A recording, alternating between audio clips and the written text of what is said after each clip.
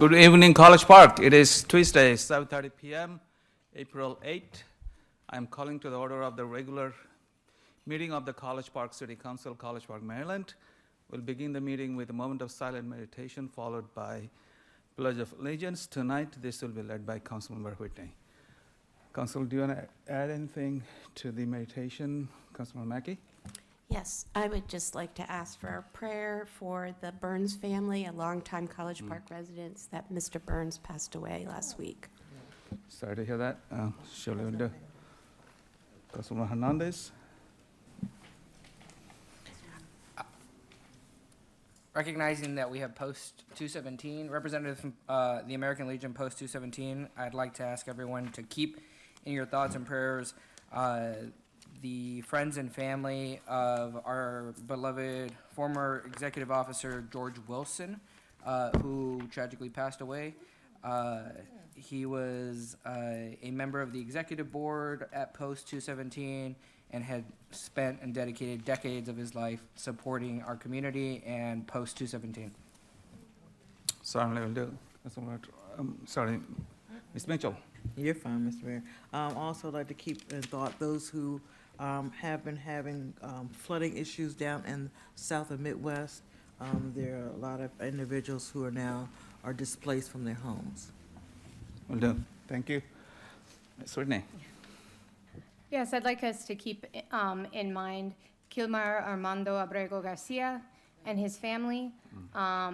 He was erroneously sent to, deported to El Salvador, and although a judge ordered him returned, he has not been returned. So.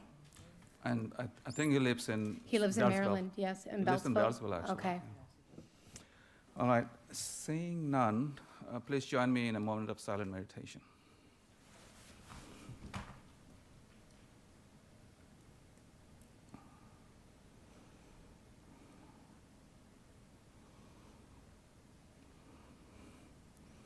Councilmember Whitney.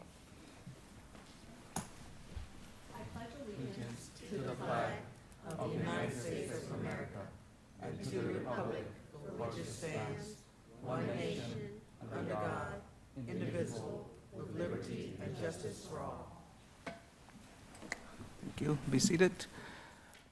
We'll do the roll call, starting with District 1 on my right, City Council Member Hernandez. Present. Mr. Hill. Present. Dr. Esther. Here. Ms. Whitney. Here. Ms. Mitchell. Present. Ms. Mackey. Present. Mr. Ranker. Here. And Mr. Rake. Here. And we'll do the announcement in the same order, starting with Councilmember Hernandez. Few exciting things happening in the city this weekend. On April 12th, we're going to be having the North College Park community cleanup. Please meet on Edgewood in Rhode Island at 9 to noon. Was it 10? 10, sorry, 10 to noon. Also, exciting first day for the Hollywood Farmers Market's opening day. That's going to be at in the parking lot for Moms. All the vendors that were here last year are going to be participating, and a couple new ones.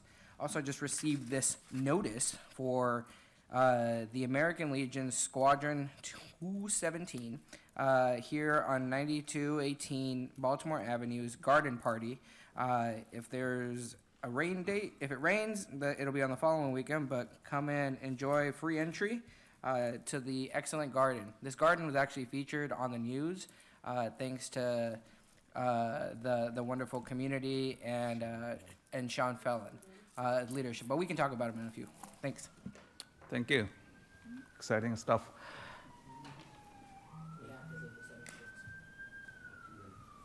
Mr. Hill? Yes, this Thursday, the 10th at 7:30? 7 o'clock. There's a North College Park Civic Association meeting. There they will be discussing the development, adding development to the Seven Springs Apartments complex will be one of the hot topic items. And on the Sunday the 13th at 10:30, there's breakfast with the Easter Bunny at the Branchville Fire Department. That's actually in District 2, sorry. It's okay. Thank you. Dr. Esters. I think I'll have breakfast with the Easter Bunny. This Thursday, April 10th, will be the Lakeland Civic Association meeting that will be held virtually starting at 7 p.m. And I also wanted to mention that this weekend, also on Saturday, will be another cleanup day. Last week during cleanup day was supposed to be the only shredding event. However, due to issues beyond control, that didn't happen, and this week has been rescheduled for shredding. So everyone who wasn't able to do it last week, this week you can do shredding. Thank you. Thank you. Thanks for the reminder. Ms. Whitney. I think Councilmember Esters has me covered. Nice. Did you announce a Lakeland Civic Association meeting tomorrow? You have, okay, sorry. Thank you. Yes, they Mitchell. did. They announced it. Thank you, Mr. Mayor. This Saturday, the 19th, no, that's not from me. That's not me. I pass, Mr. Mayor, because what I want to announce is You can come back. in the, after. Ms. Mackey. Yes, today we're going to have two proclamations, and I just wanted to say something about the American Legion and their outreach to children, and just how wonderful it is that we have that in our community. And for autism awareness, I want to give a shout out to all the teachers who teach autistic children, and just to really ask people to go out of your way to give a little bit of love and concern to families that have autistic children. And that's all. Thank you. Thank you. Mr. Ranker. Pass. And Mr. Ring. Just a note to commend city staff for the egg hunt extravaganza, I believe it was called, in Calvert Community Park that occurred while we were in our budget work session. I think on balance, I probably would have preferred to have been, I definitely would have been preferred to have been hunting for actual eggs rather than, little Easter eggs inside our budget. But that was fun too. But I heard that it was extremely well attended and extremely well organized, and just want to extend my thanks to city staff for yet another popular and successful event. Thank you. And thanks to staff for putting some photograph for those of us who could not attend. Nice. Thank you. Mr. Hill, do you have a follow-up? Just a correction, the North College Park Civic Association meeting is at 7:30. Thank you. Sorry. 7:30 p.m., right. So 7 o'clock is called Lakeland Civic Association, 7:30, and CPC. Sorry? No worries. I just wanted to tell all seniors that the College Park Woods Clubhouse is going to be starting some senior activities in the near future, so check out the senior bulletin. Thank you. Nice, exciting. All right, let's go to our student liaison, starting with Ms. Ott. With Sexual Assault Awareness Month in mind, Student Government Association is doing a flag demonstration to showcase reported versus unreported sexual assault statistics in the U.S. This will be on April 17th, 6 to 8 p.m. on McKeldin Mall. And we also just want to remind everyone again that we have a Know Your Rights event on April 29th, 7 to 9 p.m. at the University of Maryland Chapel. Nice, thank you. Ms. McDonald? The Government and Politics Department of the University of Maryland has a Capitol Hill lecture series. The first hosting of this event will be on Monday at 11 a.m. And it will feature Congressman Glenn Ivey. So that's something that, so people can come out to. And UMD also has a farmer's market. It will be on Taos Plaza on campus every Wednesday until the first Wednesday in May. Thank you. Has it already started, the farmers market in campus? The first one is this Wednesday. Oh, it's starting this? Yeah. It's starting tomorrow, right? Yeah. Okay, And it's from 11 to 3. okay, thank you. Believe it or not, College Park has 3 farmers market, not 1. Thank you, pretty exciting. All right, let's go to, Ms. Mitchell, you found something. I didn't find something. I found something very important to announce.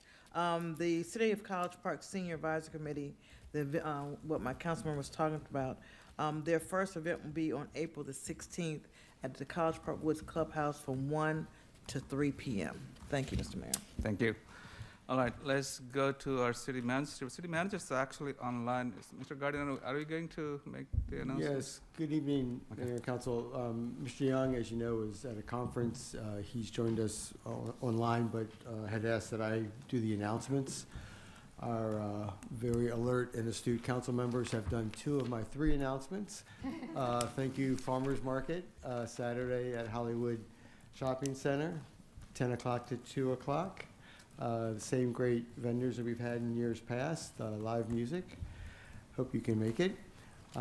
Good to hear that the University of Maryland Market is starting as well. And then the spring cleanup, as Councilman Baresters said, this Saturday, unfortunately last Saturday, the shredder broke down on the way to College Park, but we'll be back this Saturday, 8 o'clock till noon. And then just the third and last announcement, as you know, the University of Maryland is constructing a new power plant on the site of the current power plant, and that requires permits from the Maryland Department of the Environment. They've given a presentation here. As part of the process, there will be an information meeting at Seneca Building, room 110, and the Seneca Building is at 4716 Pontiac Street. This meeting will be held on April 10th from 6:30 to 8 p.m. And that will be for an opportunity for residents who might be interested in the new facility to come learn about it. So it's Thursday, April 10th, 6:30 to 8 p.m. at the Seneca Building.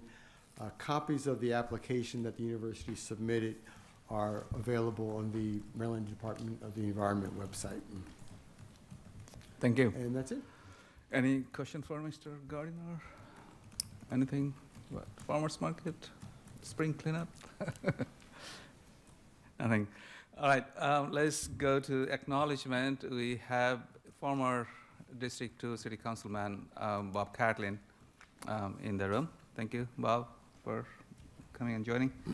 I do not see anyone online. None. So let's do a proclamation. We have 2 proclamations to make. The first one is about the American Legion Post-217 College Park Children and Youth Month proclamation. And I want to recognize Sean Fallon in the room. Thank you for coming. Appreciate your leadership and bring this idea of making this proclamation. And thank you, Mr. Hill, Councilman Hill, for taking the lead. Appreciate that. It reads as follows. Whereas the American Legion Post-217 College Park has exhibited a strong commitment in youth development since its founding in 1946. And whereas the American Legion observes April is Children and Youth Month annually. And whereas our youth are our future, and societies are evaluated based on how they treat their youth, each year a committee on children and youth focuses on 3 primary areas of concern. They included children's health, children's safety, and family support. Whereas in 1938, the American Legion proclaimed the month of April as Children and Youth Month, and now therefore be it proclaimed that the Mayor and Council of the City of College Park do hereby proclaim the month of April as American Legion Children and Youth Month in the City of College Park, Maryland. And we urge all citizens to support the American Legion's efforts for the benefits of our children. Proclaimed this 8th day of April 2025, Fazil Kabir, Mayor, City of College Park, Maryland.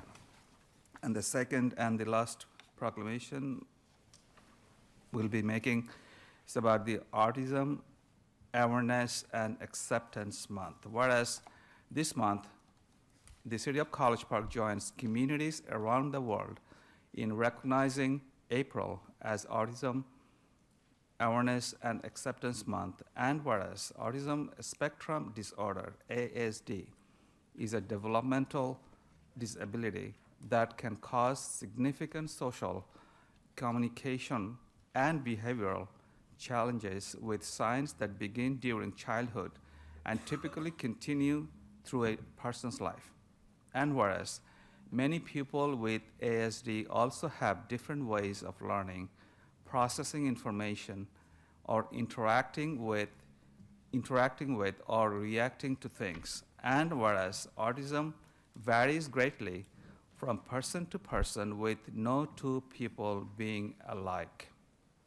And whereas Autism Awareness and Acceptance Month emphasizes the need for public awareness to promote acceptance, celebrate the differences, and prioritize the inclusion of autistic individuals and their families. And whereas we celebrate the many ways autistic individuals add to the diversity and the strength of our city, while raising awareness of the challenges faced by children, teens, and adults on the autism spectrum in living to their full potential. Now therefore be it proclaimed by the Mayor and Council of the City of College Park that April 2025 is Autism Awareness and Acceptance Month. We know that it is not our challenges that define us, but rather how we overcome them. Each year, the month of April is set aside in order to educate the public about the autism, to promote early diagnosis and intervention, to advocate for continued research, and to celebrate all with autism. Fazil Kabir, Mayor, City of College Park, Maryland. Now I would entertain any amendments and approval to the agenda. I think there is at least one. Yes, Mr. Mayor, may I go ahead and remove from the consent agenda 25-R-06, the resolution establishing an affordable housing task force? Thank you. This does not need a vote because it's going to consent to the action. Action. Can it Right. be the first item placed on the action item, Mr. Mayor? This can be the first item in the action item. Thank you. And the number 8, right, thank you. All right, any other amendment? Seeing none, I would entertain a I motion. move to approve the agenda as. All I in, think that was, as amended, right. All in favor, say aye. aye. Any opposed? Any abstention? The agenda has been approved. Now is the time for public comment on consent agenda and non-agenda items. Anyone can speak on any items that are not on the action items or work session items. Mr. Cadlin. Yes, thank you, Mayor Kabir and council members. I'm Bob Catlin. I'm the co-president of the Berwyn District Civic Association. We will have our monthly meeting at Vital Traditions on Berwyn Road next Thursday. We're going to hear from Steve Halpern about our pocket park and about the plans you're going to hear tonight about the Roatan Street sidewalk and one-ways. Also, when I show up, I also give you some historical snippets. Last time I was here a few weeks ago, I talked about the 5 elements that led to College Park that we have today. I mentioned the 3 of them that happened in about 2000. So tonight I'll add the next 2 that happened in about 2010. One is very simple, and that was Dr. Lowe coming to the university as the president, after being the provost at Iowa University. The second thing that happened was also in about 2010 when one of the property owners downtown passed away. It was the son of Curly Bird, who was the president for 20 years. He passed away and left the university, I think 5 of the 7 properties on this block, and he also left them all the properties that make up the Union at Knox across the street. So all of a sudden, the university became a big player in development. And how did Dr. Lowe approach that? Well, they worked with the property owners and they bought 2 properties downtown. They bought the Quality Inn and Plato's Diner, and that's where the Astor is now in the retail. They They purchased the Washington Post building that came up for sale in 2011, and all the stuff that is over by the hotel now is all support facilities. They had no place to put the stuff, so they got the Washington Post at a very cheap price. They moved almost everything over there. So it moved all that property into development, possible development. The university also did a long-term lease of the a liquor store that is now the coffee shop there, Vigilante. And in the last couple of years, the owner of that property died, so the university bought that property. So the university has been very active as the developer, very active in taking the lead on developing downtown College Park and College Park in the vicinity of the university. And that's all because of Dr. Lowe, and perhaps our fortuitous that the university acquired a lot of valuable property downtown back in the same time that Dr. Lowe came on board. So thank you. Thank you. Thank you for sharing this wonderful piece of history. Appreciate that. Anyone else wants to speak on any item? Mr. Dorsch, please state your name for resident of College Park for the record. Yes, David Dorsch. I just wanted to mention that tomorrow is my 50th anniversary here in College Park. Wow, congratulations. A lot of tax has been paid since then. For good reasons. Hopefully. The other thing I just wanted to mention, and I've mentioned this before, the council needs to get the city to sell the house at 4704 Calvert Road, because the city does not need to be in the house rental business. So I ask you folks to think about this and to do something about it. I think most of the exterior repainting and stuff is just about done down there. I'm not interested in buying it, if that's why you think I mention it. I don't want that house at all, but the city doesn't need to have it either. Thank you. Thank you. Thank you for sharing. Any other wants to speak? I don't see. If you have joined online, if you want to speak, please raise your virtual hand. I will allow you to speak. 1, 2, 3. Seeing none. Let's go to the next order of business, which is approval of the consent agenda. So we now have 2 consent agenda. Let me read them out, then I'll entertain a motion. The first one is 25G40, which is the approval of a request for a driveway apron variance for a second concrete driveway apron at 4909 Muskogee Street. And second and last one is 25G39, which is approval of a letter of multifamily apartments requesting they post information on mental health resources in public areas of their facilities. Entertain a motion?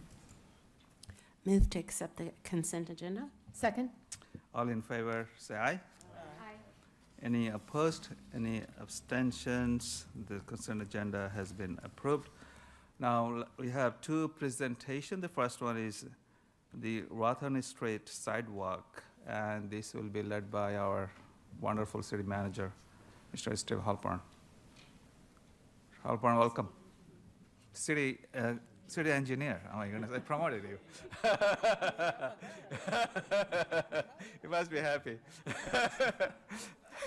Mr. Mayor, members of the council, tonight I have our consultant, Brian Morgan, with Site Studios.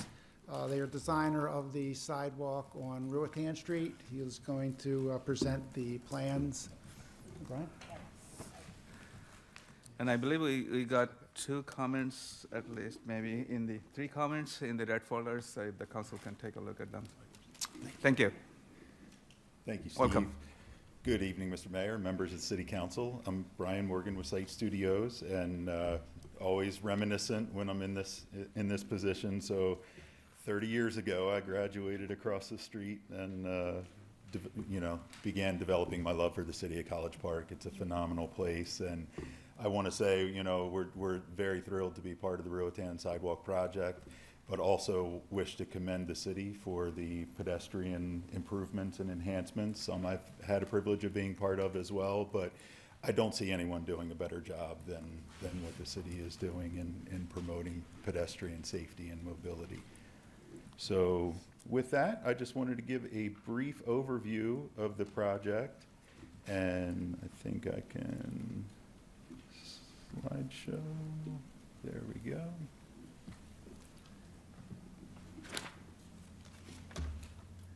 So this is just an overview of an aerial image. So the Ruatan sidewalk project is running from, behind the Lidl, and then the green, dashed line on the screen is representing the alignment that we're proposing. Sorry to interrupt you. Can you make it full screen, maybe? Is it possible?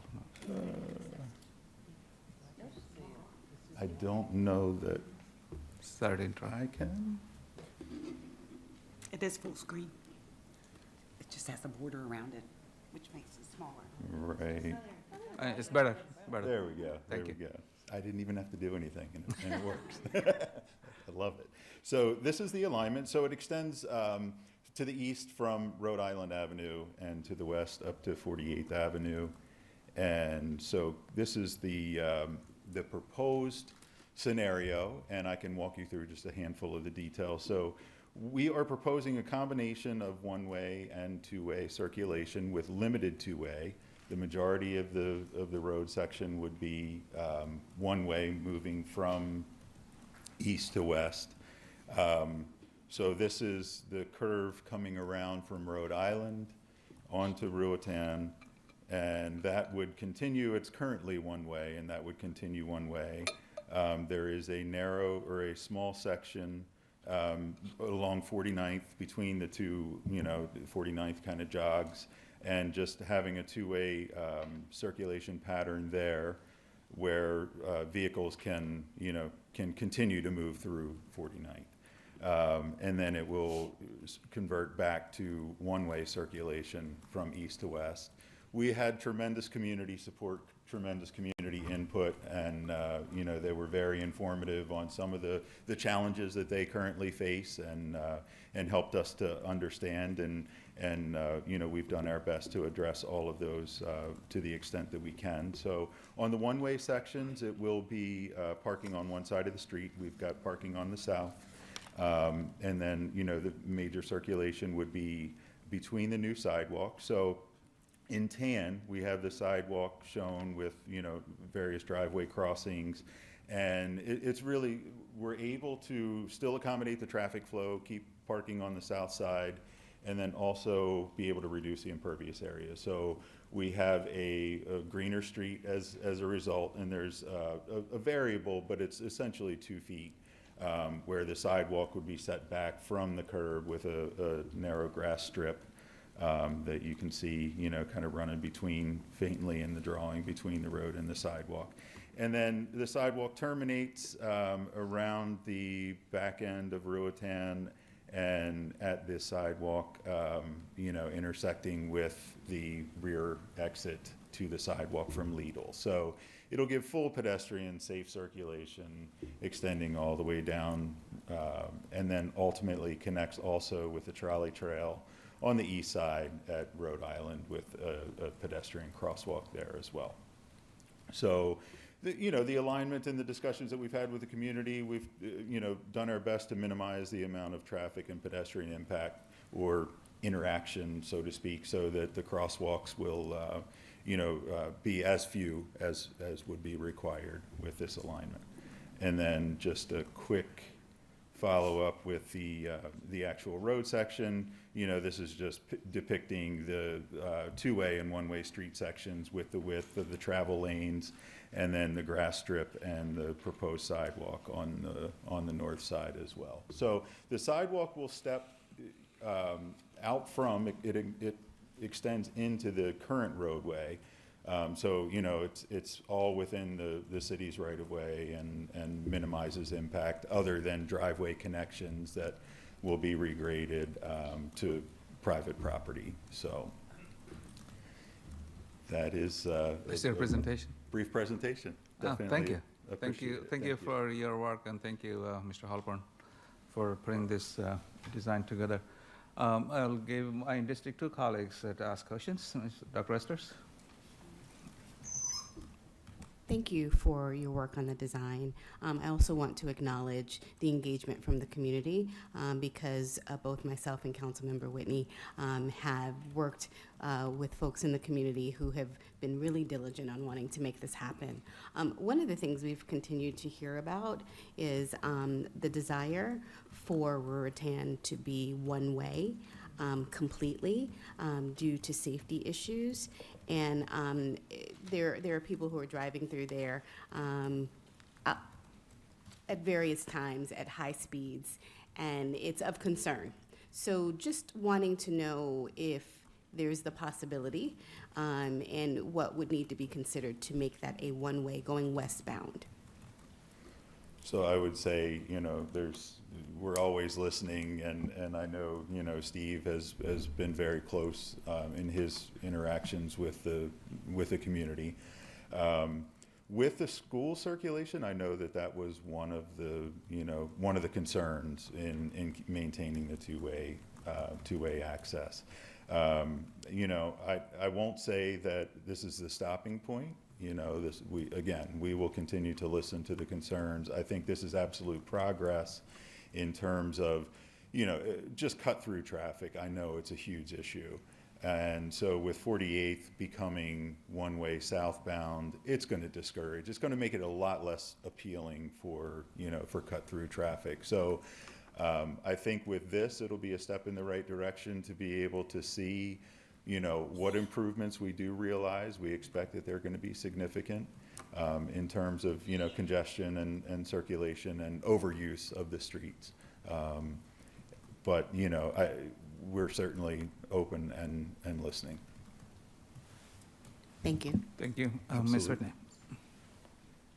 Yes, just commenting on the same request, basically. This is my walking route to and from work every day. So I walk past that section that is proposed to be two-way, and I see daily bad behavior at that intersection. People, I saw two cars almost collide right there, and it's really like not a place where you drive fast. Like nothing dictates driving fast through there, but I almost saw two cars get in a head-on collision right there. So I see a lot of people not stopping at the stop signs, things like that. So I do have concerns about it being I know why the suggestion was made because of Holy Redeemer being there, of traffic coming through. I understand that. But I also have a real concern about the safety of people crossing those intersections. Absolutely. Thank you. Thank you. Can this be discussed in the BDCA meeting maybe in the future? And maybe we can invite Mr. Halpern. I believe it's on deck to under be agenda. spoken about at the next meeting. Oh, nice. Very nice. Thank you. Anyone else from the council wants to? Pretty straightforward. Thank you. Thank you for your work again. Thank you so much. Appreciate that. All right. That was a nice and easy presentation. The second and the last one is about the City of College Park Neighborhood History Midterm Report. And this will be given by Meg. Yes. Robert, College Park. Welcome. Hi, thank you. Let me see where I can pull this. You have your mic on? Oh, this one. Maybe it needs to move closer. You maybe need to Oh, move closer to your Move mic. closer. Okay, There you perfect. go. Thank you. All right, let me set this up. All right, well, good evening. Hello, Mr. Mayor and City Council. My name is Megan Ravert. I'm a graduate student at the University of Maryland, and for the last year, I've been the neighborhood history intern for the city. Tonight, I'm just going to share a bit about what I've accomplished over the last year and some next steps for potential future work regarding the history of the development of College Park. Just a brief agenda. Can I give an introduction to the internship, my role as an intern, provide a methodology, go through some findings, and then a conclusion and next steps. So this project launched in February of 2024, and it focused on organizing and digitizing College Park's historical records for long-term preservation, really a combination of what do we know about the city of College Park and what is potentially something that we would want to learn. And so I spent the first several months of this project just trying to see what I could find related to pretty much anything about the development, the changes of College Park through time, to put together a historical narrative to really just start the conversation about what do we know and then where do we want to go from here. I gathered and researched city records, newspapers, archives, and I'll get a little bit more into that with the methodology. I established workflows for sustainable historic preservation through my approach of breaking down the information into a couple different subsections that I will also address a little bit later in this presentation, to again guide future research depending on kind of subject area. And the hope is that these contributions and what I've determined from my midterm report will be digitized and then available on the city website for community members to read, learn from, and then hopefully contribute back more information to continue expanding the history of College Park from this midterm report.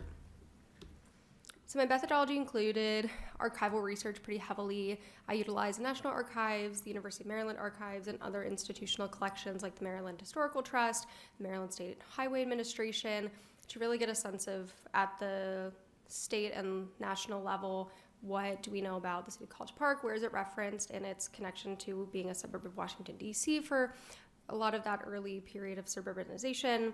I also did a literature review. There's a lot of really great novels that community members have published over the last several years that provide a lot of insight into what it's like to live in College Park, giving a lot of context to things that I was finding in the institutional records that I could kind of mold my approach into. Academic publications and historical reports coming from the American Historical Trust and the Highway Administration.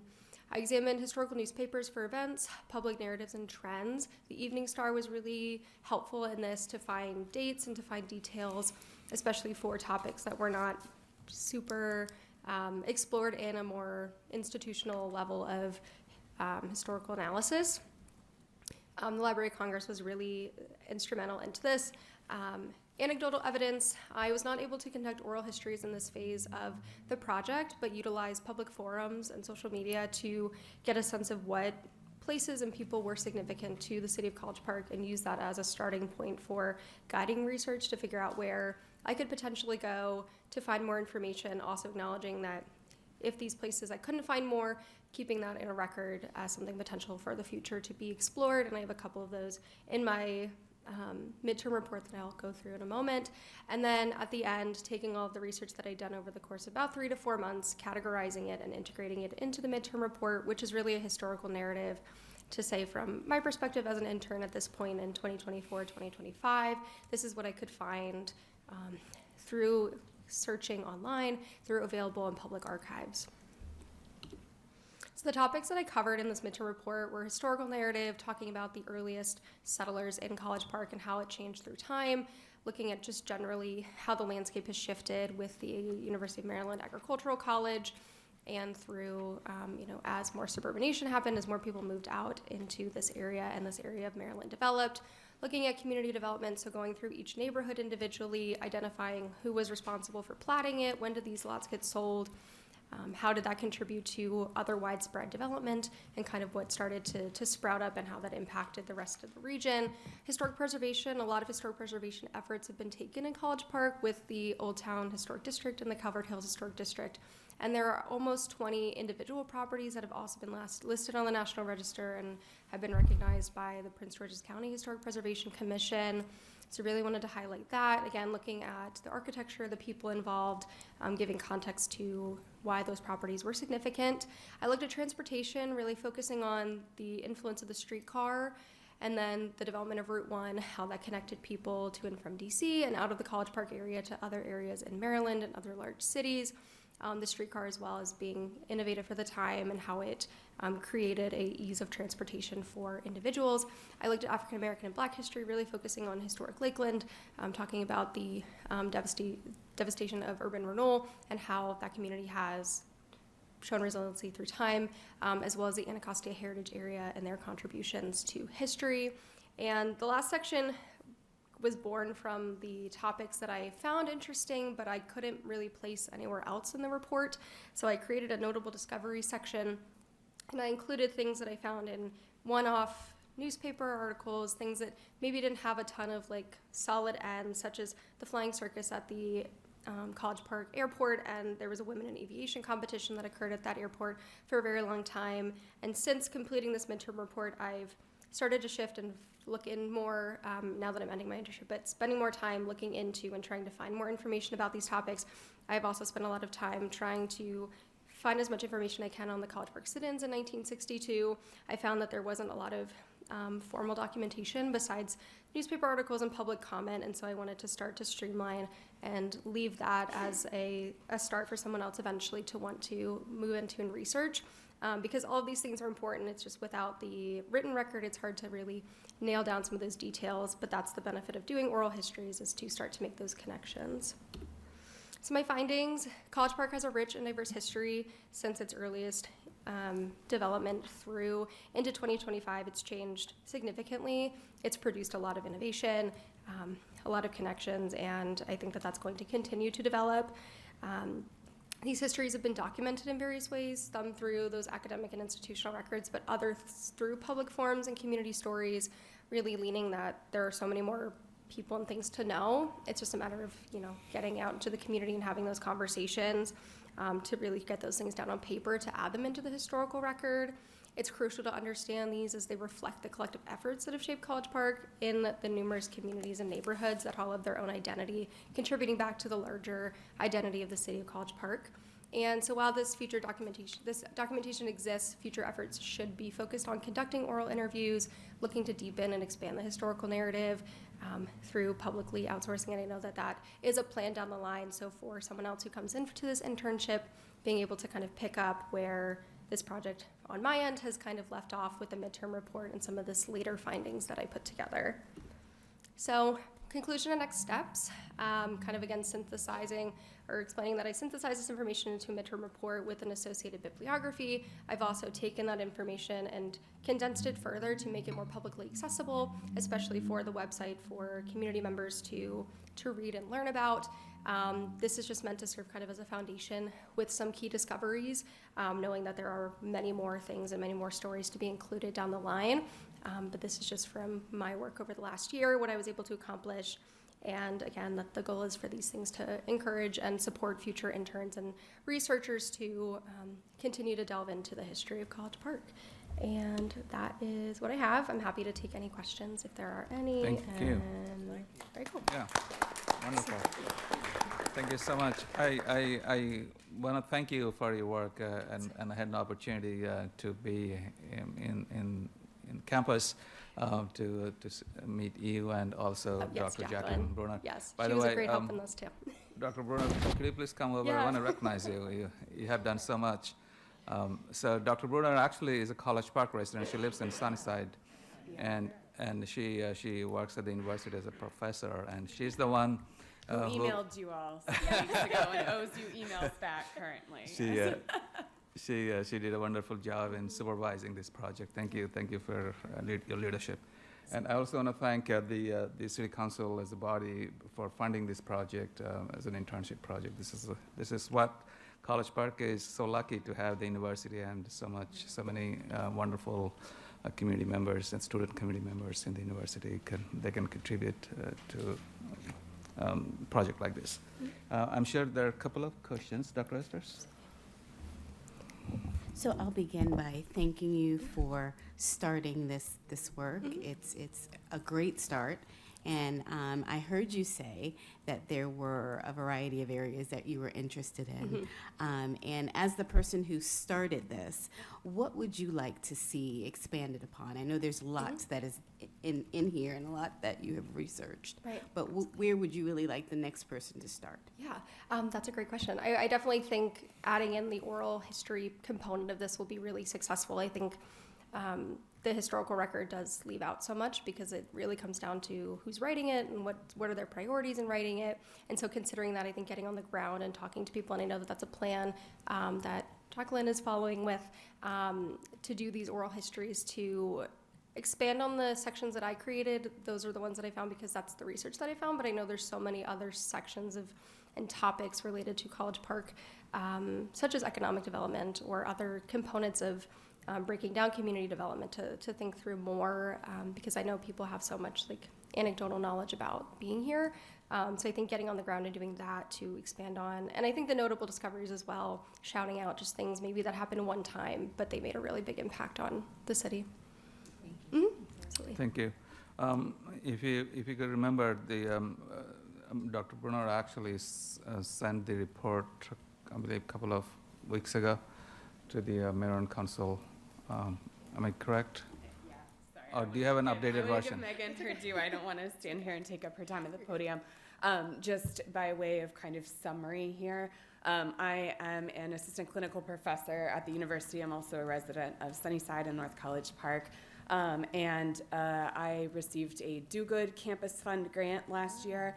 So it's a small pot of money that has allowed us to work and seed this oral history project. So I actually have first-year students, right, freshmen or transfer students that are first years to the university that do archival research with me on a variety of projects. And one of those projects, which we are finally able to start, moving out, you'll hear from me. They've heard from me to start to identify folks that we can sit down and do short oral histories with. So the idea are not 9-hour life stories, but maybe 20 minutes, right? And you can sit for as many 20-minute sessions with me and my students as you would like, but try to really capture small stories and things that then are deployable and accessible for other people, because we really want to make sure that we're hitting the vernacular voice, the collective efforts, that we have many shared stories and histories, plural, so that way we are not moving in a way that is over or around what Lakeland Heritage is already doing, but instead coming through to kind of ensure that we have access to all of those shared stories. And this internship this last year and the money from the city is a strong investment in the front and the foundation of that project. Do Good is investing in, and it's another small piece of that project, and I hope to see this project kind of grow and move over time. Thank you. All right, Ms. Mitchell? Thank you, Mr. Mayor. Thank you so much for doing this project. We have been talking about this for many, many years. So it just, my heart, if you can, it's just really is beaming, because this is so important to all of us. Part of moving forward with this project, how would you help support this body with its strategic plan? Because telling the stories is vitally important, but how to incorporate with our vision of our strategic plan for the next 5 to 6 years. Is that something that you see as a key, another key component moving forward? I don't know if you want to, I don't know if it's like a... Dr. No, you're good. You might as well just stand there. Yes, stand. Yeah. Don't go away, don't go away. No. And you've done a great job, so please Well, give yourself and a round of Megan applause. is studying for her master's Yes. in Oh, historic good. preservation, and I believe is graduating. this Yep. year. Community planning and historic preservation. Oh, you need to stay on and get a job here. giving a little bit back to the city. That's helping to shape her professional career. To your point, Ms. Just Mitchell, I come think- close to the mic, please. Yep, sorry.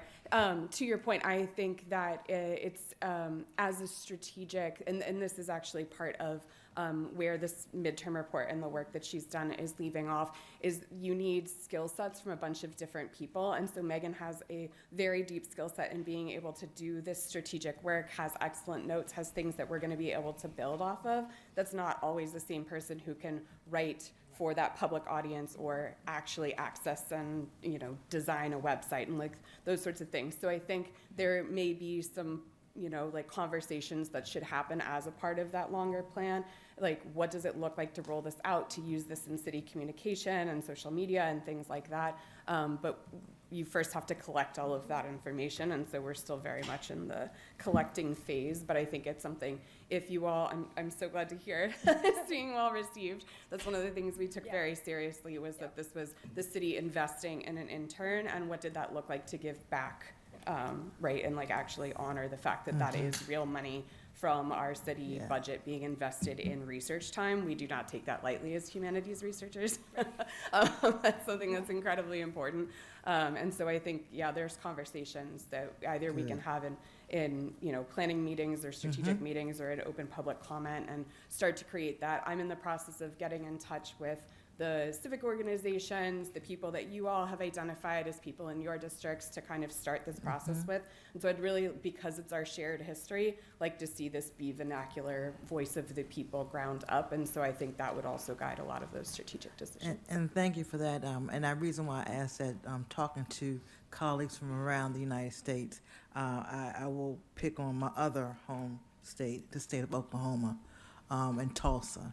And they really worked, yes. Yep. And they brought live the story about Tulsa and and the economic, and you see it as a whole different city.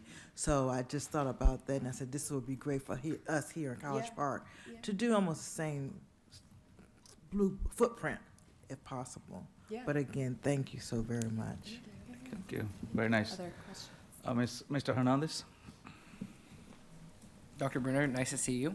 And might I say, I'm excited to see so many District 1 residents here. So say hi to your neighbors. Megan, thanks so much for presenting, and for the hard work that you put into this.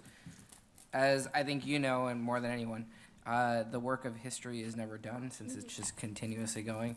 I'm curious as to what your plan is, or the team's plan, on doing outreach to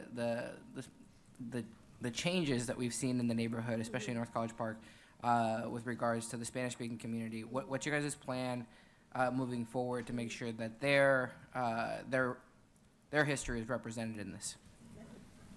Yeah. Also any question I will field. So I've been in contact with somebody who works for Marylanders Online, which is one of the outreach offices in, I guess, Maryland Extension is probably where they're housed. And so part of Marylanders Online is ensuring digital literacy across the Spanish-speaking population in Maryland.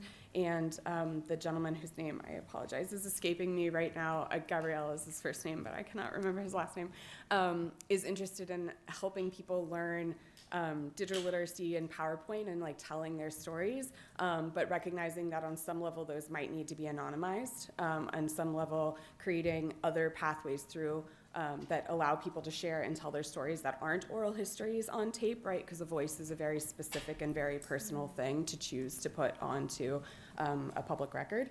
And so there are conversations that are happening in other spaces.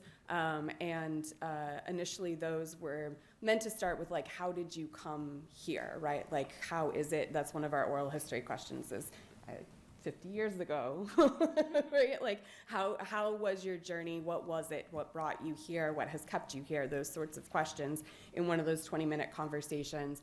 But recognizing the political context being what it is right now, I also know that not everybody is going to want to sit down and even anonymized share that story with us. So I do hope that this is something that we see as a long-term growth project, that we create and invite space for communities over time.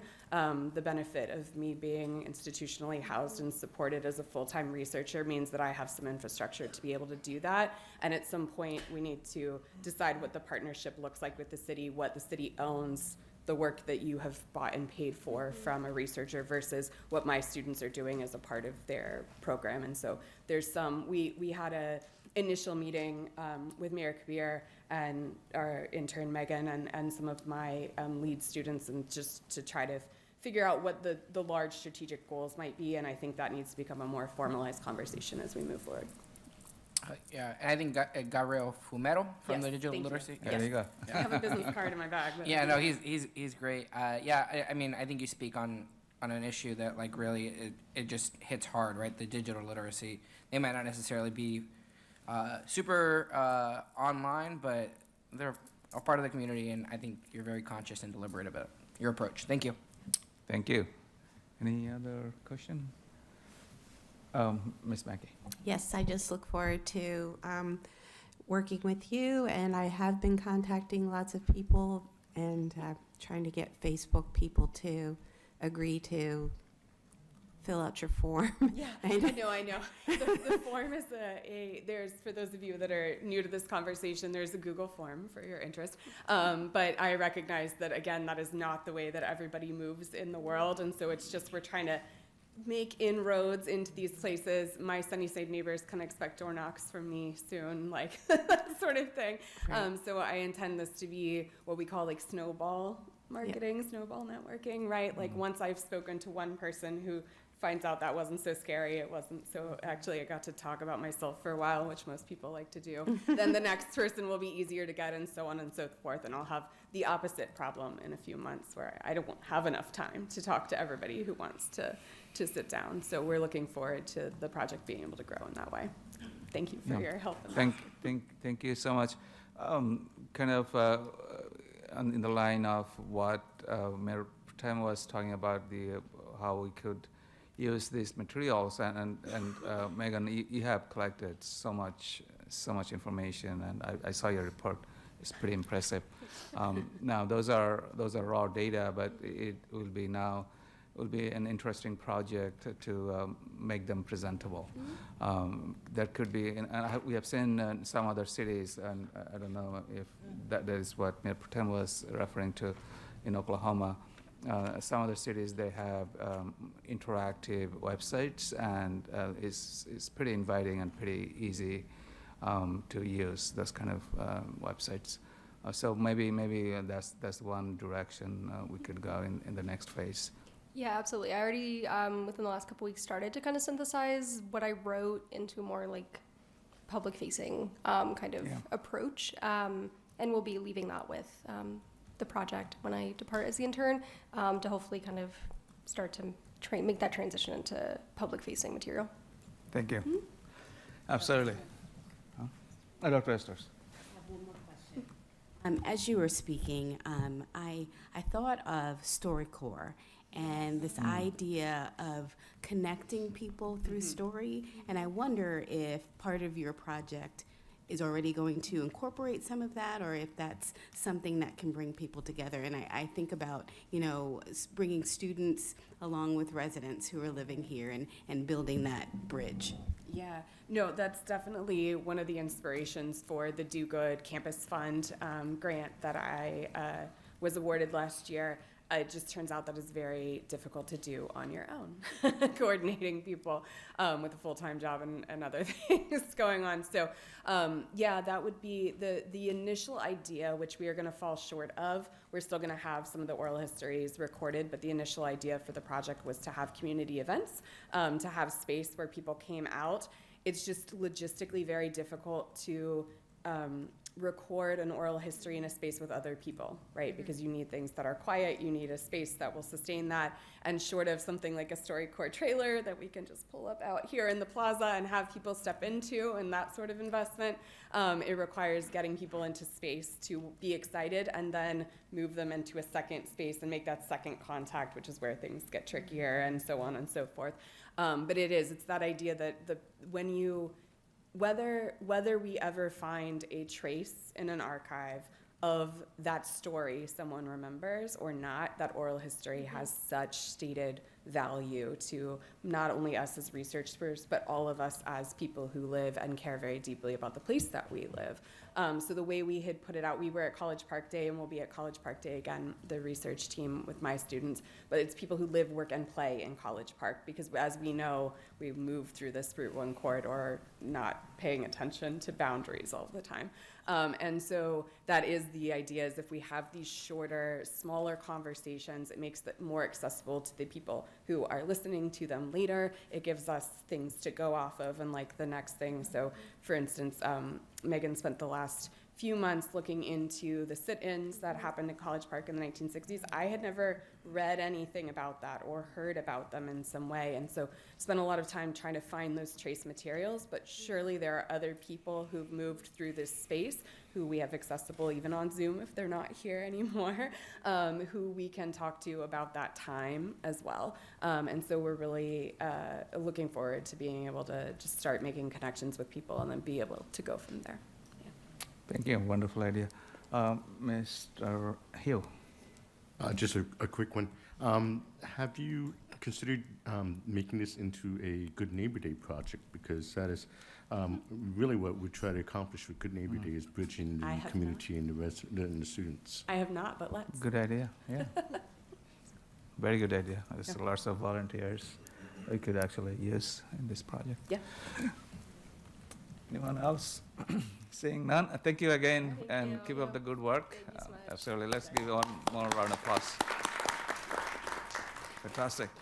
All right, now let's go to our action items, and let's start with the one that's been moved from consent agenda. It's 25R06, and this is about the resolution establishing an affordable housing task force, and this will be taken by Miriam Bader, our Director of Planning.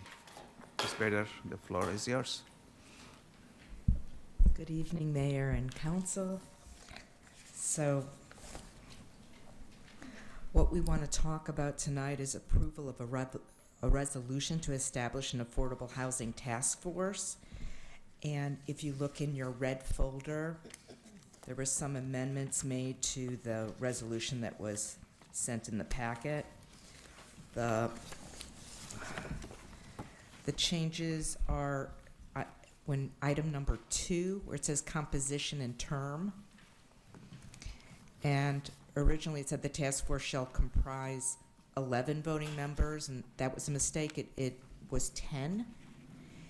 And it should be appointed by the mayor and council, including, and then item 1, at least one representative from each council district with preference for 2 members per district.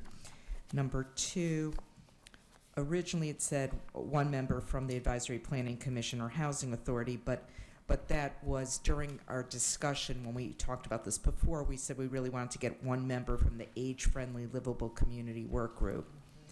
And then number 3, I'll get to that later. And the new number 3 is at least 1 student liaison to represent the perspective of the student body in housing matters. And then number 3, that was corrected. This was presented to me by council members. And so we relabeled that as B, and it says, outside experts in various areas of housing, urban planning, real estate, and community advocacy will be called upon by the committee as needed to provide input and contribute to information gathering, but would not be relied upon to serve as members of the task force. So we just wanted to clarify that they wouldn't be a member, but we would call them as needed, so we would, base this on expert testimony. Okay. So those are the changes. Hopefully everyone had a chance to look at this, Yeah. and I'm here to, we can discuss it. And thank you, Ms. Whitney, and thank you, Dr. Esters, for suggesting those changes or pointing some of the suggested changes. Thank you. Looks like pretty straightforward to me, unless there are questions from the council. Saying none. So this is an action item. At this point, I think you can entertain a motion, right? Please, Sure. Sorry, Ms. Whitney. Yeah, I'd like to make a motion to move the item as amended. Item number 25R06, resolution establishing an affordable housing task force, to present it as amended. Second. All right, and further comments, Ms. Whitney? I'm very happy with the changes. They reflect what council discussed at the last meeting, and I'm very excited to see this this task force begin its work. It's very important. Thank you. Thank you. So this is an action item, so what I'll be doing, I'll be inviting any comments from the audience on the establishment of the Affordable Housing Task Force. So if you have any comment on this item, please come forward. You have 3 minutes to speak. If you have joined online, you can speak by raising your virtual hands. Seeing none, let's come back to the council. Any further comments before we take the vote? Seeing none, all in favor say aye. Aye. Any opposed? Actually, I'm sorry, I probably neglected to say. Oh, am I? Yeah, Mr. Hussain. Mr. Hussain, do you want to talk about this item? Something else? Let me see. I have allowed you to speak. If Please. I may, just a very quick comment. Please go ahead. There are a lot of innovations in the housing sector, and in fact, we had one presenter just mentioned the name, and that the company is calling itself innovative, affordable housing, and there's a lot of research that has been done at Berkeley, and I'm in touch with the department that does it, and I'm trying to enhance the collaboration with Johns Hopkins University for international programs, because it has a lot of relevance, not just in the US, but also in other parts of the world. And the Department of State of Maryland is interested in international outreach with the methodology for interactive implementation specifications and standards, and that in turn delivers transformative economic efficiency. So there is a lot of potential, and I think if I find some more information, I can share it through this forum. Absolutely. Yeah, please do share them, and you can send them to our Director of Planning, Ms. Bader. It's fairly easy to find her email if you just do a Google search. Her email is mbader@collegeparkmd.gov, or you can send to any of the council members, including me. Great. Thanks. Thank you. Ms. Mitchell?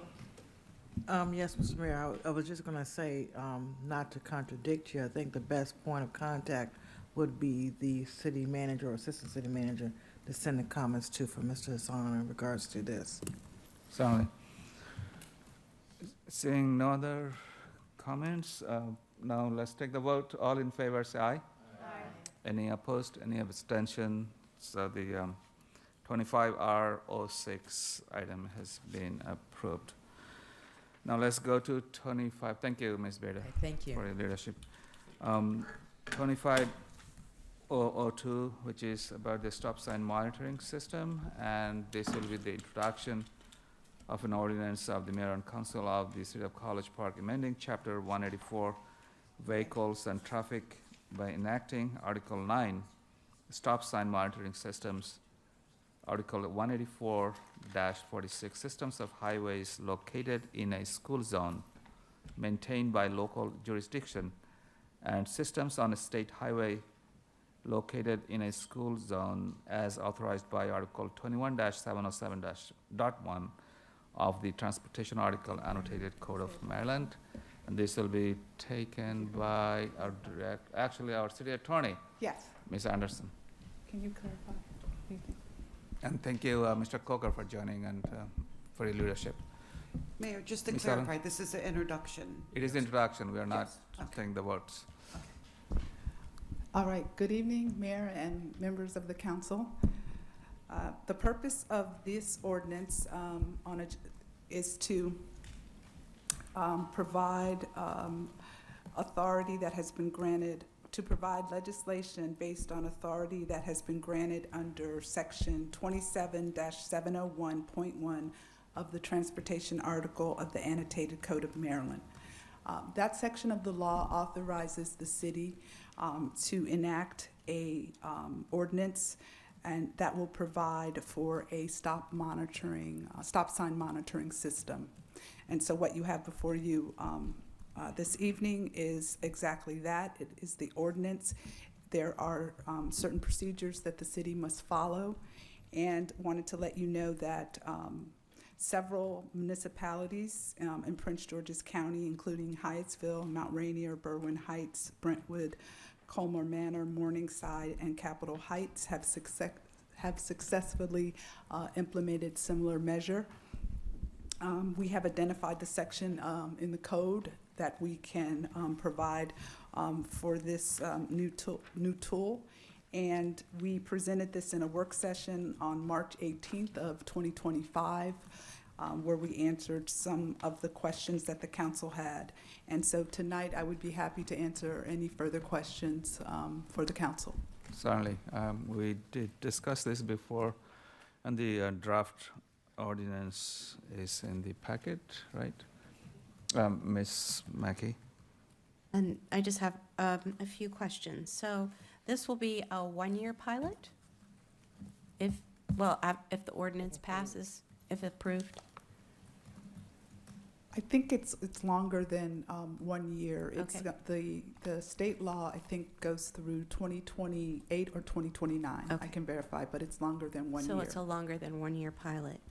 And if the ordinance is passed, the choosing of the sites would come later, like the sites where they, okay. Just wanted to make those two things clear. Thank you.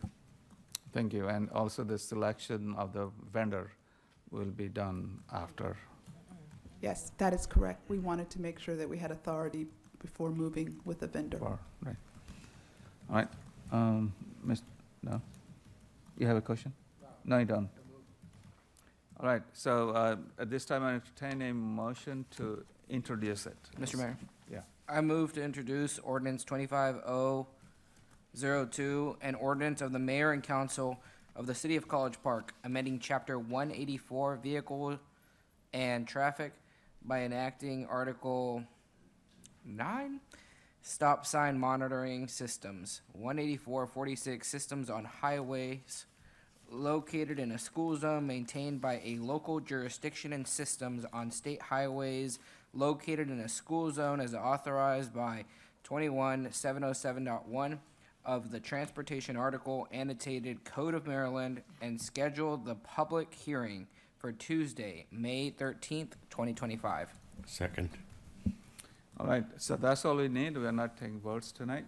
So the ordinance has been introduced, and we'll come back for public hearing and the vote on this item. All right, we're done with 2502.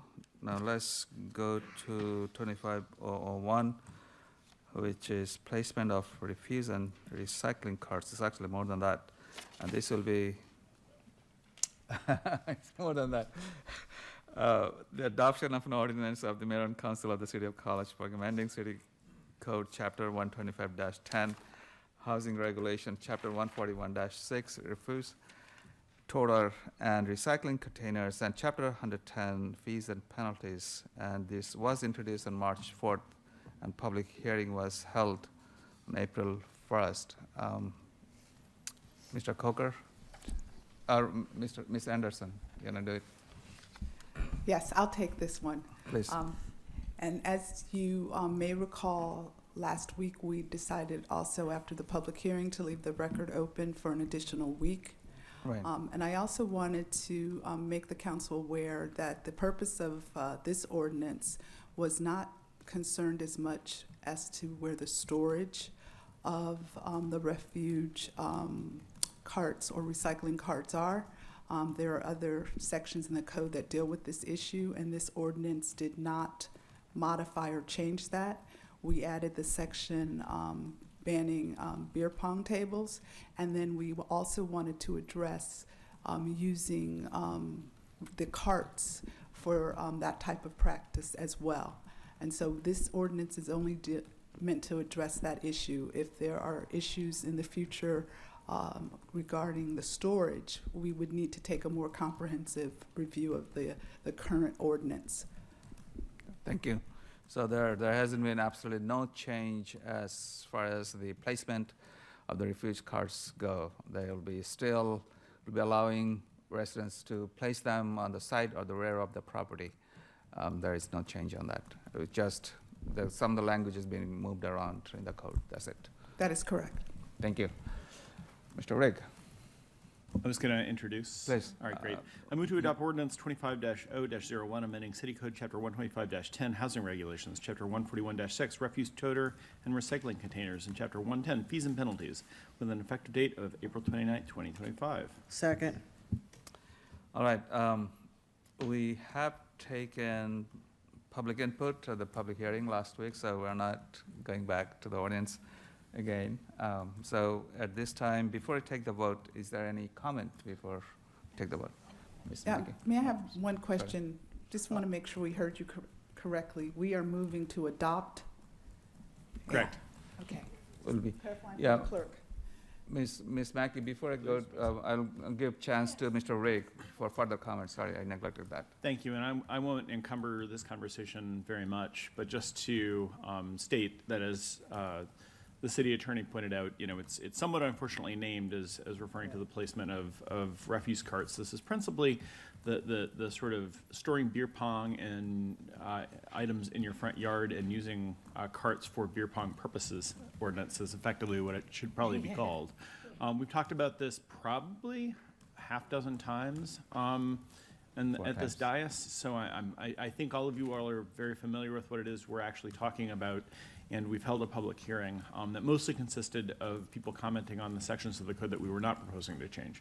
So we appreciate the residents' patience with us as we've worked our way through this. I think we found an ordinance that is appropriately targeted so as not to unnecessarily burden people's civil liberties while still accomplishing an important quality of life goal in our neighborhoods. Thank you. Thank you. Ms. Mackey. I just wanted to ask a question of Ms. Anderson. Should it say refuge carts in the ordinance? It says refuge toters did you say toters or carts? Well, I introduced it as it was on the motion sheet. I think that that's because the current chapter of the title calls it refuse toters, but one of the cleanups that we're doing in this ordinance is changing Okay. toters to carts in most occurrences of it. I didn't know whether there had been a mistake, and I just was trying to be helpful. The intent is to change it to carts. Okay, and I just wanted to also thank you and my colleague here for clearing up the misunderstanding about changing the code for placement, that's not being done at all today. Thank you. Thank you. Any other, Mr. Hernandez? I've made public comments against this ordinance. I stand by those cautionary comments for us to carefully consider ordinances introduced, especially as they apply to policy that enforces the use of private property, as to avoid overreaching. I do ask the Department of Public Services to continue enforcing code with careful consideration, as you always do. But my thinking has grown to evolve after experiencing firsthand the reasons that my colleague has presented this before council. So I will be supporting it. Oh, nice. Thank you. Any other comments before take the vote? Seeing none, I don't think I need to do a roll call. All in favor, say aye. Aye. Any opposed? Any abstention? So the ordinance has been approved. Thank you, Ms. Anderson. Thank you, Mr. Coker, for your work. Now we go to 24 CR02, which is about extending the voting rights to College Park residents aged 16 to 17 in city elections only. And this is about the adoption of a charter resolution of the Mayor and Council of the City of College Park to amend Article 4, Voting and Elections, Article C4-2, Registration of Voters, in any person residing within the corporate limits of the City of College Park who is registered to vote with the Prince George's County Board of Elections and will be at least 16 years of age on election day shall automatically become a registered voter of the City of College Park and be entitled to vote at general and special elections of the City of College Park. This was introduced on December 10th, and the public hearing was held on February 4th. That means we are not taking any public comments tonight, and this is the time I would entertain a motion. Mr. Rigg. I think this was mine too. I move to adopt Charter Resolution 24-CR-02, a charter resolution of the Mayor and Council of the City of College Park to amend Article 4, Voting and Elections, Section C4-2, Registration of Voters. Any person residing within the corporate limits of the City of College Park who is registered to vote within the city, the Prince George's County Board of Elections, and will be at least 16 years of age on election day shall automatically become a registered voter of the City of College Park and be entitled to vote at a general or special election of the City of College Park.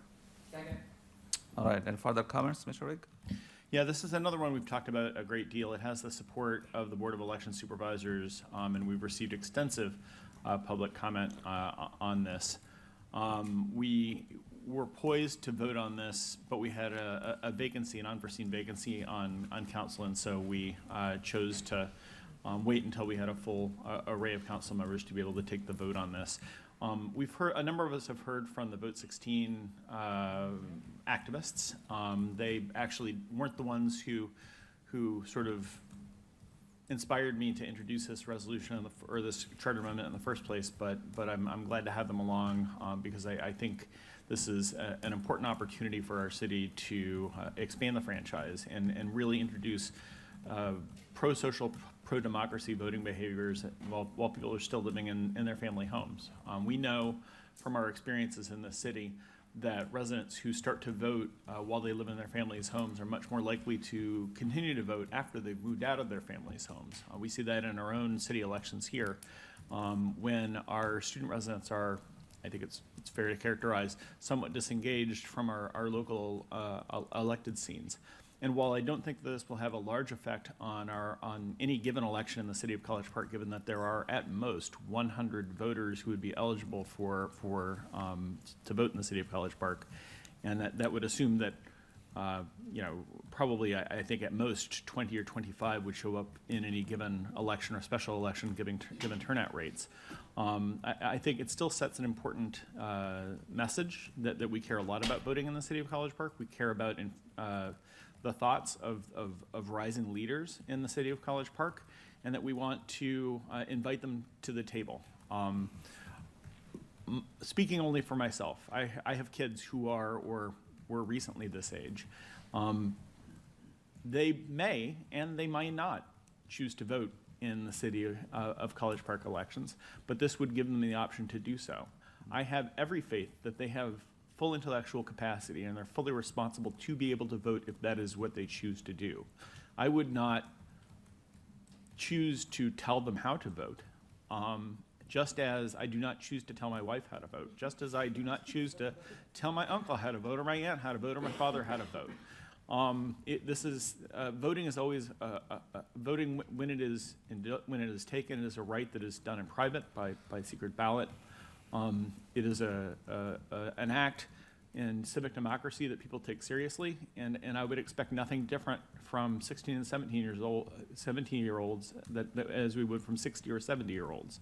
So I think this is an important step. I would also note that many municipalities in Prince George's and Montgomery County already permit 16 and 17-year-olds to vote in their local elections, including neighboring Greenville, neighboring Hyattsville, Mount Rainier, I believe Tacoma Park and others as well.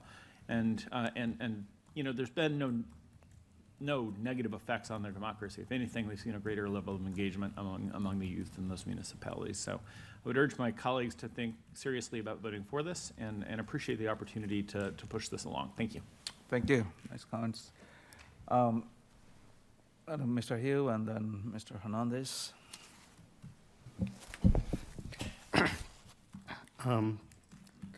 So we discussed this 10 years ago, before you were on council, Mr. Rigg, and it did not pass.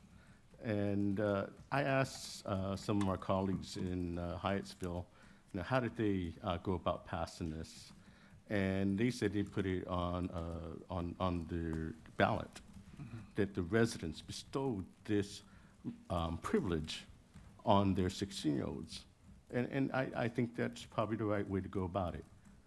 This is a privilege that a community should be bestowing on their minors. And I'm not seeing or hearing 16-year-olds advocating for this. And I think it's a very slippery slope because, yes, we have elite 16-year-olds out there, and doing this will start adding more rights and responsibilities to them. When you already count all the other rights and responsibilities that are similar to an adult that 16-year-olds have, and you add this voting to it, what's next from them being tried as an adult? More and more crimes are being committed by juveniles today.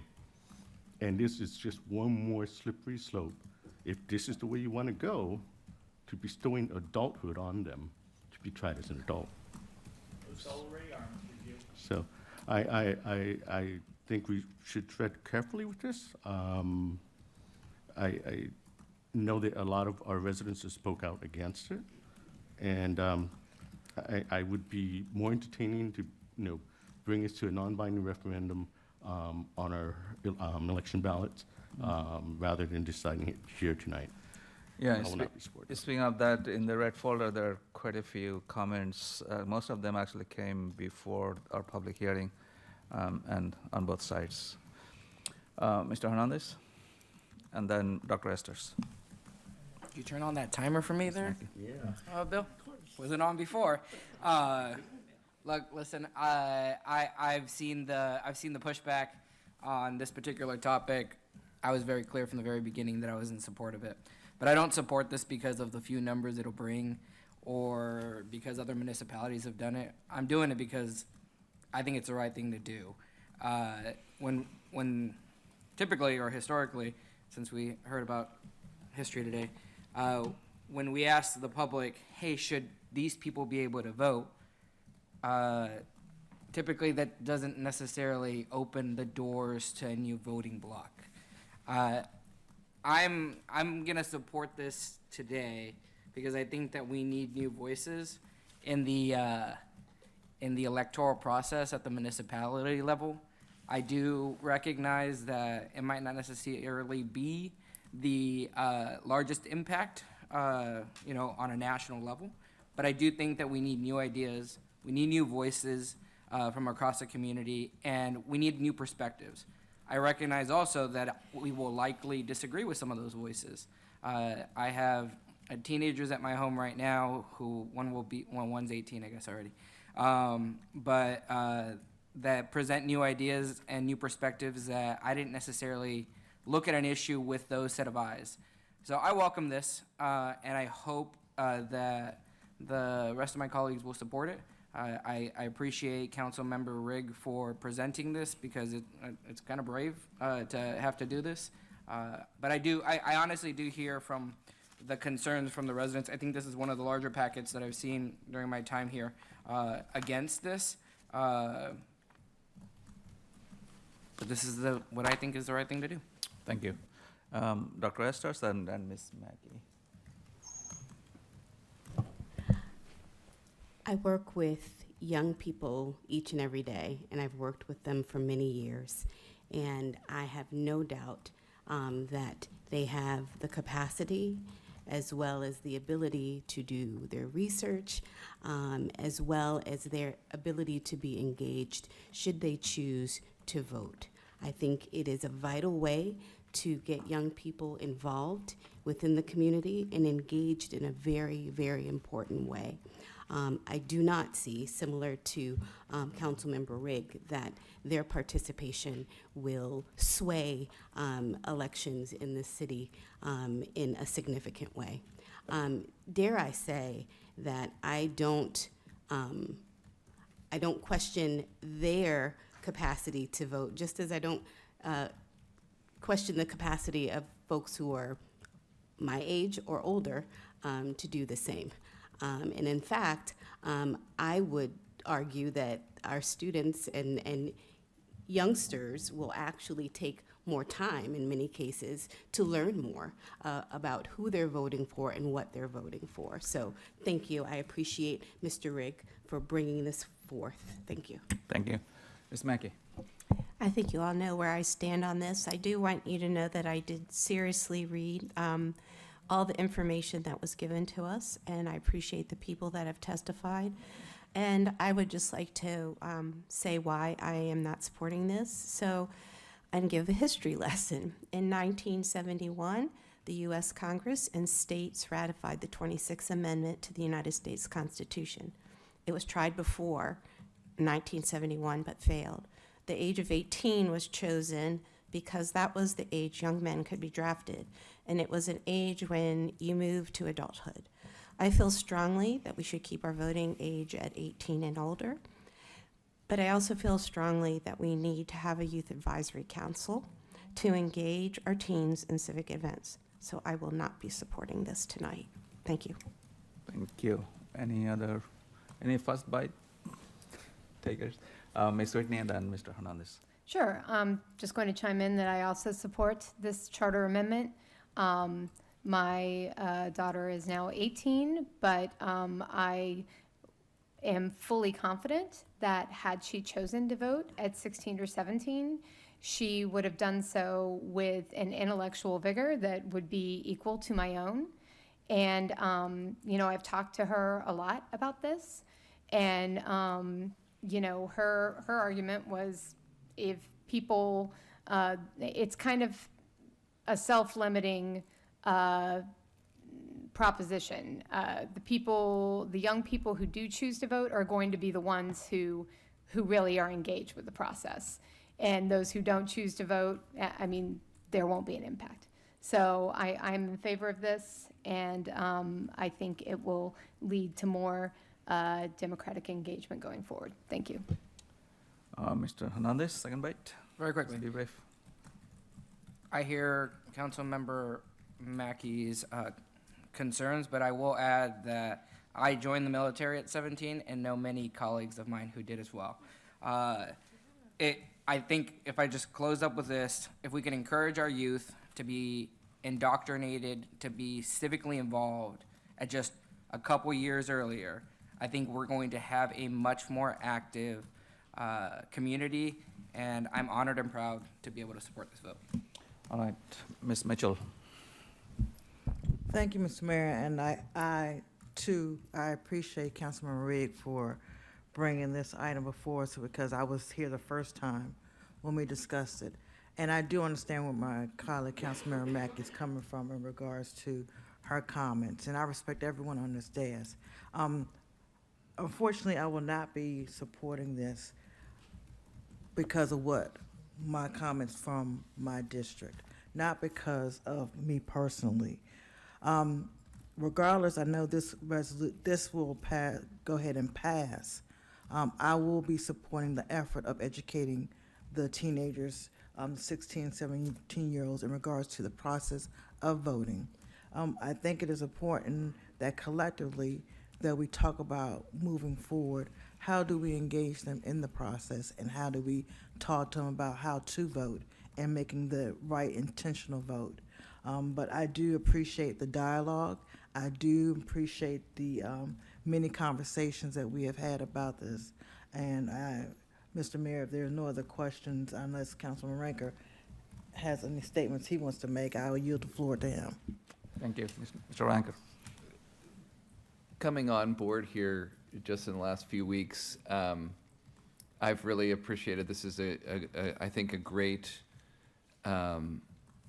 example of how great people who are really smart have differing opinions, and I've really appreciated catching up on this and hearing from my colleagues up here and from others.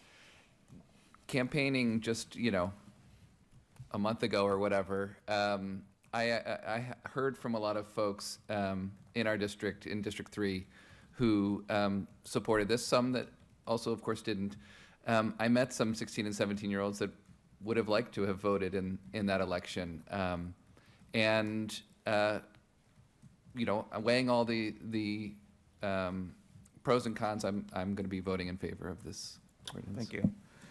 I think each one of the council members. Mr. Mayor, can we go call for the vote? Yeah, roll call. It looks like it'll be divided vote. Starting with Mr. Hernandez. Aye. Mr. Hugh. Nay. Dr. Esters. Aye. Ms. Whitney. Aye. Mayor Pro Tem Mitchell. No. Ms. Mackey. No. Mr. Ranker. Aye. And Mr. Rigg. Aye.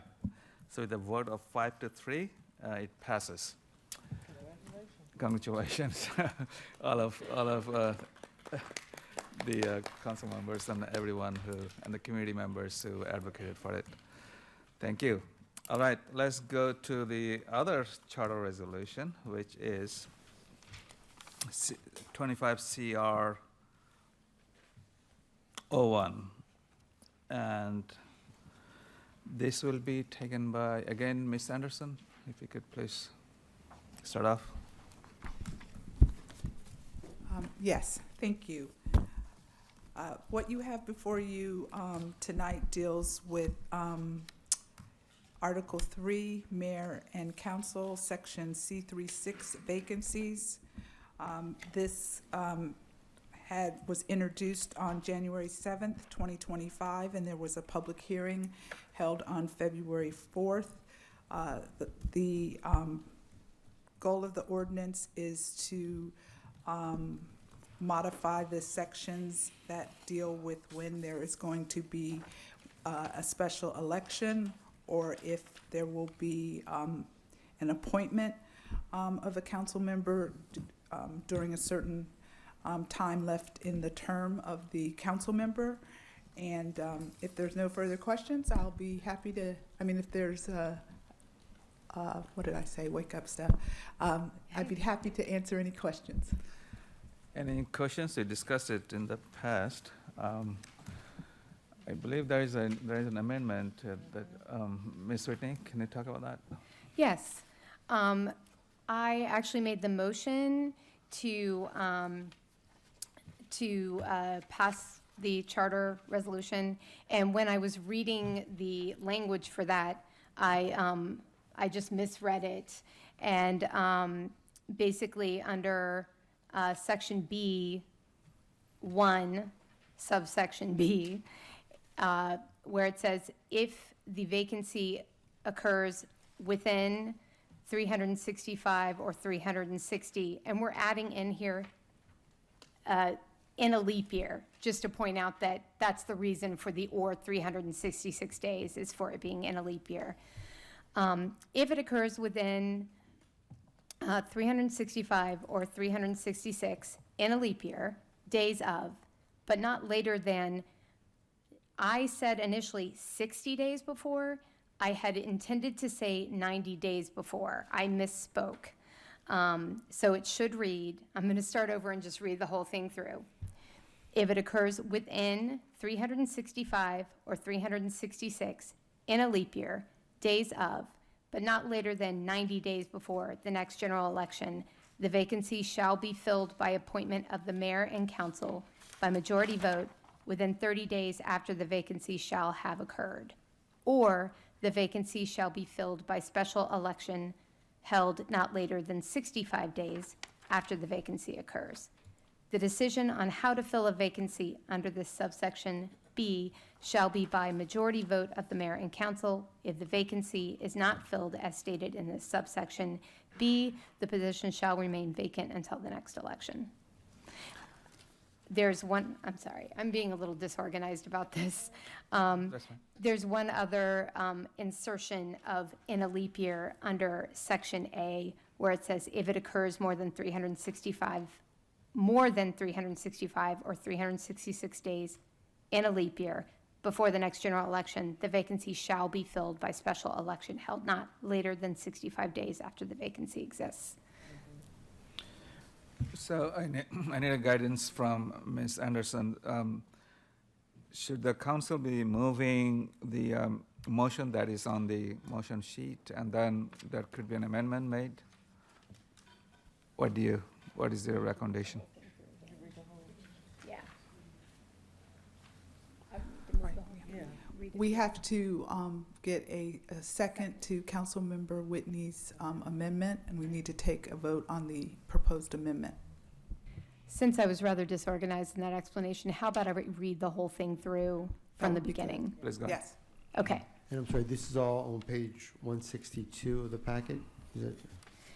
And also, to be clear, the action item cover report did state the 90 days as it is written in this amendment.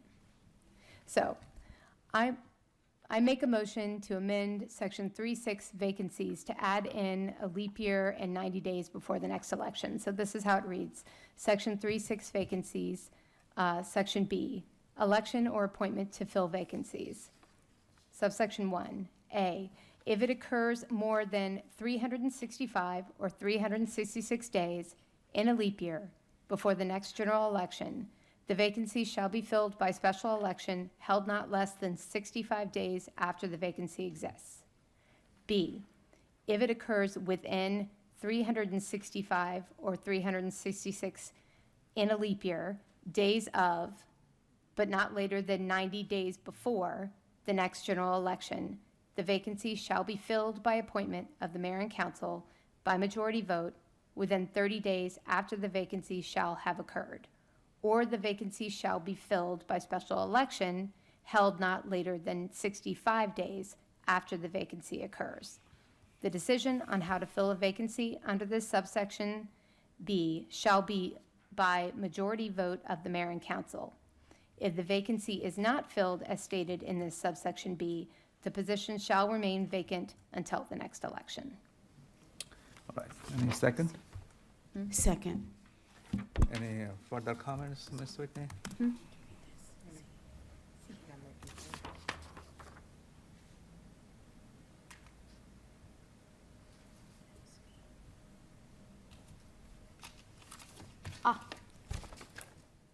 There's no edit to section C, is there? Or should I? No, okay. Okay. No, Alright, just, any no comments? I just want to point out again that This does not require that the city council make an appointment in cases of where there's a vacancy within a year of the next election. It basically gives us the option to do that. In cases like we've had recently, where we've had a lot of special elections, that has been very stressful for staff and the Board of Election Supervisors, there might be instances in which the council might choose to appoint rather than hold a special election. And this just gives us that option. Good, thank you. So this is an amendment, so we'll be take the vote on the amendment, and then we'll be taking another vote on the resolution, charter ordinance as amended. Ms. Mackey? I have a question for the city attorney. So because this is an amendment to something that we already had a public hearing on, how does that work? Like about, so the residents can speak on the amendment, but they can't speak because the public hearing on the other part has already been done. I guess I'm a little confused about the procedure on this, yeah. This is permitted. We gave notice, we had a public hearing, and it was based on how the ordinance, the charter resolution was introduced. And now, before adoption, the council is free to adopt as is, make amendments, or reject. Very similar to how we handle ordinances. Will you be allowing the residents to speak on the amendment? We should be, right? Okay. So that means that this is the time for you to come over and speak on this amendment, if you are interested. You have 3 minutes. If you have joined online, please raise your virtual hand, and I will allow you to speak. Seeing none, let's come back. So we are voting on the amendment, right? Call for the question. So I have a request to call for the question. No further comments before the voting? Just the amendment. Just the amendment. All right, let's do. Mr. Hernandez? Aye. Mr. Hill? Aye. Dr. Esters? Aye. Ms. Whitney? Aye. Ms. Mitchell? Aye. Ms. Mackey? Aye. Mr. Ranker? Aye. And Mr. Rigg? Aye. Okay, that's easy, 8-0. Now we'll go to on the original motion as amended. We'll take the vote.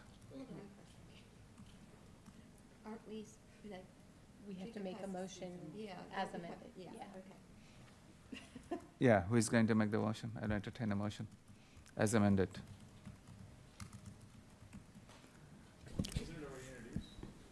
It's been introduced. as a public. So you gotta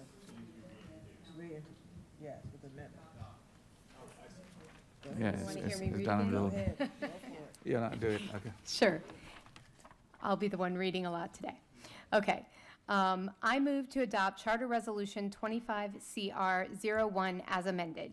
A charter resolution of the mayor and council of the city of College Park to amend Chapter C of the city charter, Article 3, Mayor and Council, Section C3-6 vacancies. This charter resolution would allow for the vacancy to be filled by appointment if the vacancy occurs within 365 or 366 days in a leap year, but not later than 90 days before the next general election. The vacancy shall be filled by appointment of the mayor and council by majority vote within 30 days after the vacancy shall have occurred, or the vacancy shall be filled by special election held not later than 65 days after the vacancy occurs. The decision on how to fill a vacancy under this subsection B shall be by majority vote of the mayor and council. If the vacancy is not filled as stated in this subsection B, the position shall remain vacant until the next election. Second. Thank you. Further comments? Probably not. Thank you. Ms. Mackey, any comments before you take the vote? Yes, I would like to make a comment. So this is a real tough one for me, as I understand what the Board of Election Supervisors has said about the time and the cost and to the staff and the Board of Election Supervisors. But I also have heard from many of the residents who do not appreciate the idea of their city elected official being appointed by the people on this dais. That being said, no one sits here on this dais without taking their responsibility for their actions, and I respect and each one of us who sits on this. This change, to me, is taking away the right to vote of the residents because we might appoint. So I won't support this. And I do appreciate my colleagues' efforts, and I just feel very strongly about the right to vote of the residents. Thank you. Thank you. Mr. Ranker? In general, my preference is to have voters make decisions and choose. That's kind of my baseline. And that being said, under the current law, somebody could resign on June 3rd. An election could happen mid-August. They might take their seat because we don't meet every week in August. They might not take it till Labor Day, and 2 months later there's an election. It just seems a little too close to the election for me. I've noted that in my research here, and I apologize, I wasn't sitting up here when any of the discussion has happened around this. Our county council has, if it's before a year, that's their 365 days would be when an appointment would happen. The House of Delegates doesn't even take a vote if a seat becomes vacant, although there have been movements, which I support, to amend that, but they're talking about 2 years beforehand. A U.S. Senate seat gets appointed at the next statewide general election. The House of Representatives, though, that seat would stay open until an election it happens, and there's no appointment, whereas in all three of those other cases, there would be appointments. So to me, I don't know what the right number is in terms of days. I mean, it's in some ways it's an arbitrary number. In some ways it's hard to say, but I for sure think that a June 3rd resignation puts just too much of a burden on our staff. Maybe also a May 3rd, our staff and our volunteers and our elections board. May 3rd also, for such a short time, especially having an election in July and getting appointed in those summer months where, again, we have fewer meetings. So I don't know if I would be up here if this seat was decided by appointment as opposed to voting. So I recognize the irony in my support of this, but I do appreciate that it leaves some leeway for the mayor and council to discern based on the timing what would be the best thing in the interests of the city. Thank you. So I see Mr. Hernandez, Mr. Rigg, and then Ms. Mitchell. And then Mr. Hugh. And Ms. Dr. Esters.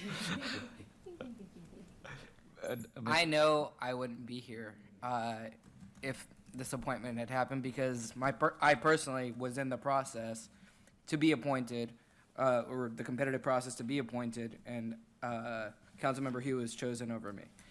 I think that the appointment process, as well-meaning as it is, because I think everyone gets to put some sort of input. And let me just take a step back here. I think we have a great combination of experiences when it comes to this particular vote. We have a special election, we have an appointment who got the position and, had the power of the incumbency, then it was the person who didn't, and, there's a whole bunch of different experiences that we all have that help inform our decisions. I've heard from the residents, I think 9 or 8 of the 10 comments that are in the public, and a letter from the North College Park Civic Association who was against it.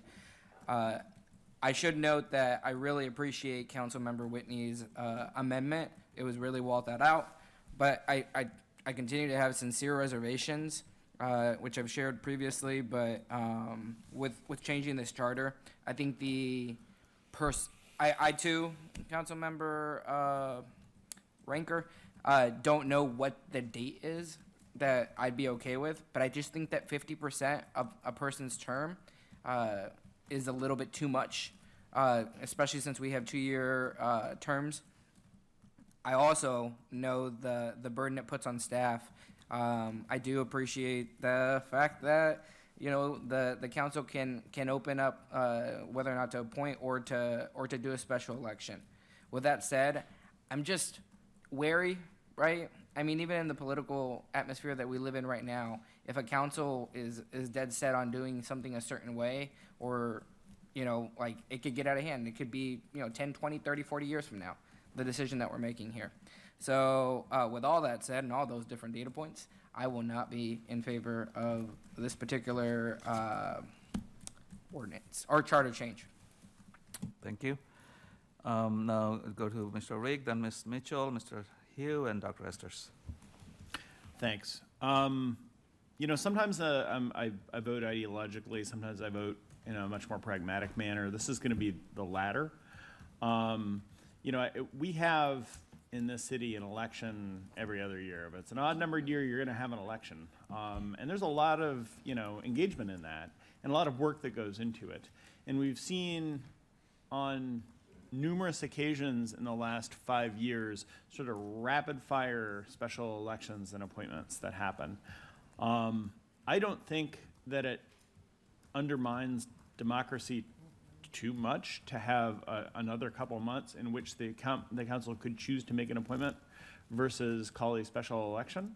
And I think it strikes a reasonable balance, especially given, you know, recent experiences that we've had. I was swayed, you know, and convinced by Mr. Ranker's excellent framing of this. You know, if it occurs at the very last minute, at the very last minute of that 180 days, you essentially have 2 elections basically right in a row, which you almost kind of do anyway if you're going to have it within 180 days of the next election, almost by definition. But it's even more compressed if it happens during certain times of years. It disrupts the work of our council to have a lot of special elections, and it disrupts the lives of our Board of Election Supervisors, who, you know, are all volunteer, and it's difficult to recruit volunteers for those positions because it's such a demanding board appointment in the city. So I guess, you know, I lean in favor of this and plan on voting for this tonight. I respect those who would vote on the other side tremendously, but I think, you know, this is a common sense one, at least from my perspective. Thank you. Thank you. Ms. Mitchell. Thank you, Mr. Mayor. And to Mr. Ranker's point, when there is a vacancy in the at our state level delegate or Senate seat, the appointment to replace goes to the Central Committee. So there is no election.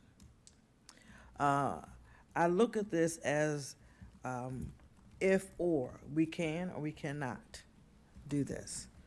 We haven't had this many triggered elections as long as I've sat on this dais up here. And this is rare and unique. I think what comes to mind to me is the fact that even though we had a appointment process, it was a well-vetted appointment process. It was well thought through. All of us collective came together to make a well-informed decision. Now, maybe those who weren't selected, I can understand, might not have liked it. I can understand that. But I hear you, Mr. Hernandez. But there's a point in time when, as you are elected official, you hope that your constituent base would trust you enough to make the right decision. And in this case, I am going to be of support for this. It gives us the opportunity to think about what options we want to go forward in the event this happens. I hope that we may not. Maybe I will. I hope that I won't be on this dais if we have to do it again. But I hope that the residents of College Park would trust us enough to make the right decision in their best interest, to either do an appointment process or to have a special election. I will close by saying to my colleagues again who we just finished a round of special elections for the county executive race and the at-large race, the elections cost $2.1 million of your taxpayer dollars. And that's just the primary, that's not the actual election. So framing that in that context, and I know the Board of Elections is all volunteer, again, I will be supporting this resolution. Thank you. Charter amendment. Mr. Hugh. Thank you very much. So in the interest of not repeating and attempting to be as eloquent as Councilmember Ricker was on addressing this, I agree entirely with every point he made. And I know that, again, I asked, like our Councilmember Mitchell said, that, we wouldn't take this responsibility lightly. And I feel that in the case where my colleague referred to, where I was appointed, there were 9 people who applied for that appointment. 5 of us decided to run. I think that, in the case of appointments, it opens it up to people who might not have considered running to think of running. I think it opens up the interest in serving up here. So amongst the things that my colleagues have said, and just knowing that they did a good job the last time they appointed, I'm not saying that.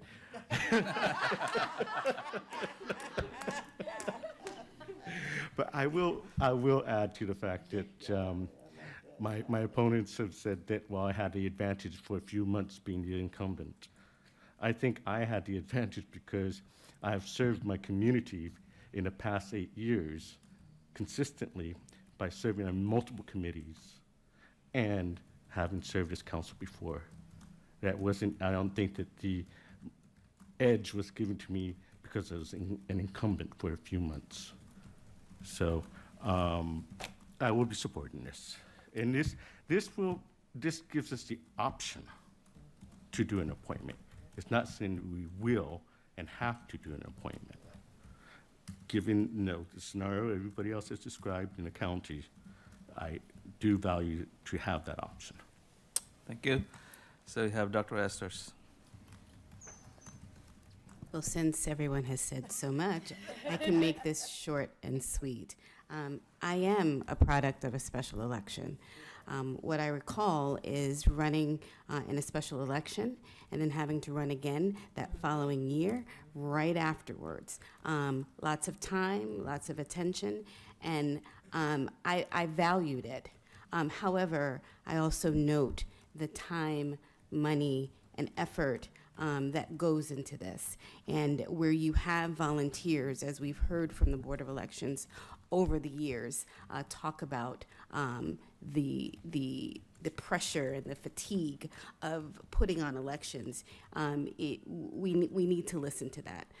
The other piece of this is that I too, and I think that Mayor Pro Tem Mitchell said this well.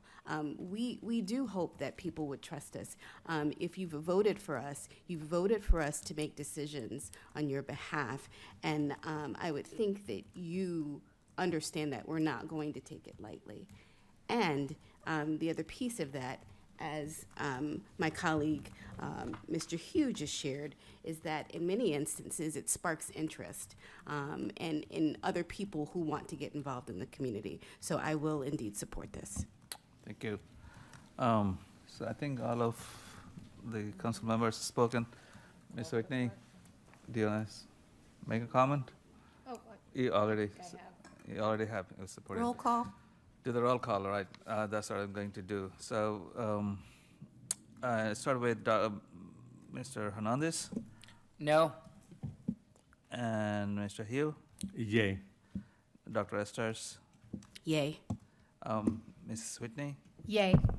Mayor Pro Tem Yes. Mitchell, Ms. Mackey, Mr. Ranker, Yay. and Mr. Reg. Yay. So with the vote of 6-2, the charter amendment has been adopted. Thank you. So you're done with it. Thank you, and thank you all who made comments. So we actually received quite a few on these items. So thank you all for taking the time to write to us, and also who has spoke in the public hearing last time. All right, so we are done with all the action items. We're done with all the actions. Now we're going to work sessions. There are 3 of them, I believe, or 4. 3. Yep. And we'll start with the draft ordinance establishing the vacant property registry. And this will be taken by our Director of Planning, Ms. Bader, and our City Attorney, Community Development, City Attorney, Nate Foreman. And Thank you. the floor is yours. Thank you. Good evening, Mayor and Council. So yes, Nate Foreman and I are here to discuss the draft ordinance to establish a vacant property registry. And then I just want to mention that the chair of the Vacant and Blighted Property Tax Committee, Bob Catlin, is also here. So if we have any questions for him, he's also available. Yeah,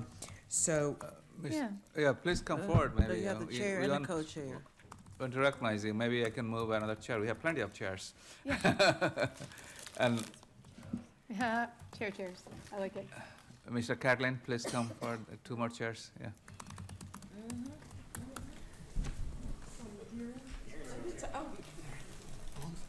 I'm sorry, I apologize. Darren Sharp's here too, who's the vice Yeah, chair. please. Okay. I'd like to see both of them.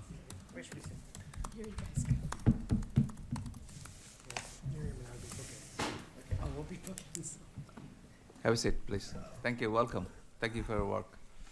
Please continue. Okay, so tonight we want to have a discussion on the draft ordinance to establish a vacant property registry.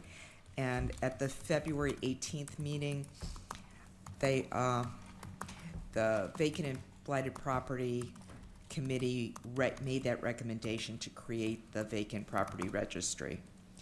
And we have drafted that ordinance that we have passed out to you. So if you have any questions or comments, please let us know. Mr. Foreman, do you have follow-up comments?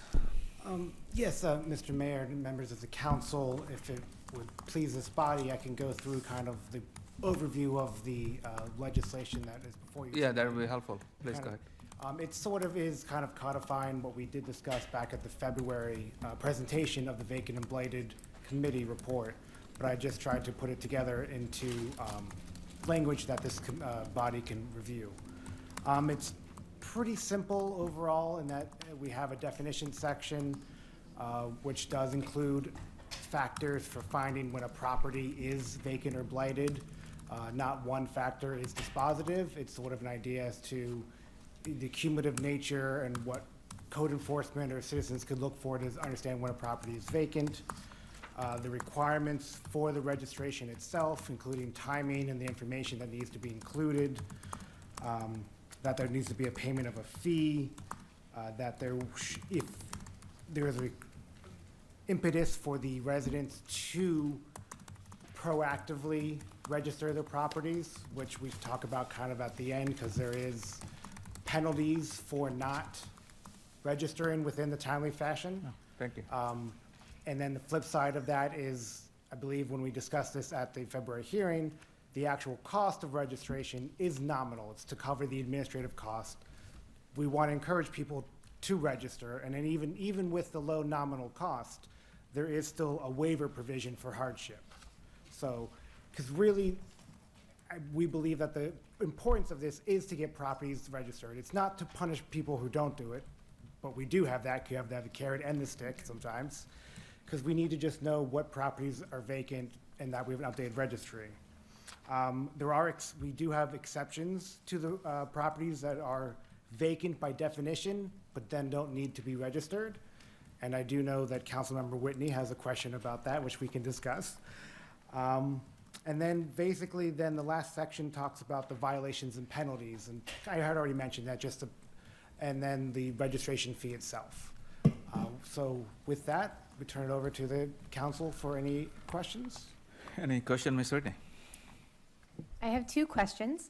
The first is under owner, and I'm pretty sure I know the answer, but I just wanted to ensure that when you write, any person who alone or jointly or severally with others shall have legal or equitable title, ... That person includes corporations and LLCs? That is correct. Okay, cool. The second item I had that I had followed up on is in our last discussion, we had a lot of talk from the dais about the carve-out that had been presented to us that basically stated that no registration of a vacant property is required when individual dwelling units in multifamily residential buildings that consist of 2 or more dwelling units shall not be considered vacant property for purposes of this ordinance. And I think I and some other people expressed concerns that, you know, we have a lot of affordable housing goals in the city, and there may be a time when it is very useful to know or to get some sort of notification when some of these big multifamily buildings have low occupancy rates. That might be something we'd want to know about. And I understood, you know, we discussed that there was a reason why the committee was concerned about requiring that, because they felt it would be burdensome because there's so much turnover in apartments. But I just wonder if there was consideration of some other way to get at that information through this, perhaps like if there is a 10% or more vacancy rate for 4 or more consecutive months, something that would point to the fact that we are a university town. A lot of these buildings are student, you know, rental properties, but would still, it wouldn't be overly burdensome, but might still give council the opportunity to have that knowledge if we start having high vacancy rates. Because at this point, as far as I know, like, there's no onus on anyone to tell us what the actual vacancy rate of properties are. We would only find out about it, I guess, if they tried to reassess their properties for a lower property value is how we would learn about it. But just wondered if the committee had taken that back and talked about it. Thank you, council member. I took and considered the council's suggestion about large multifamily apartments and the idea of vacancy, and I did wrestle with it as to whether I believed it was appropriate for this legislation. And ultimately, when I did try to review it in light of what the Vacant and Blighted Committee was considering and the purpose of it, which is to, we'll go back to the beginning of the actual language of the legislation, why this ordinance is being passed. It's to help the health, welfare, and safety of the citizens of College Park, and their need to be protected from the ill effects of vacant property, poor property maintenance, and all the ramifications arising therefrom. And when I looked at this in the whole scheme of things, to me, it seemed like the charge was to talk about property that is being vacant and that is harming property rates, harming the community, because of it being an eyesore, being a danger, being a nuisance, and not necessarily, like, from a code enforcement standpoint.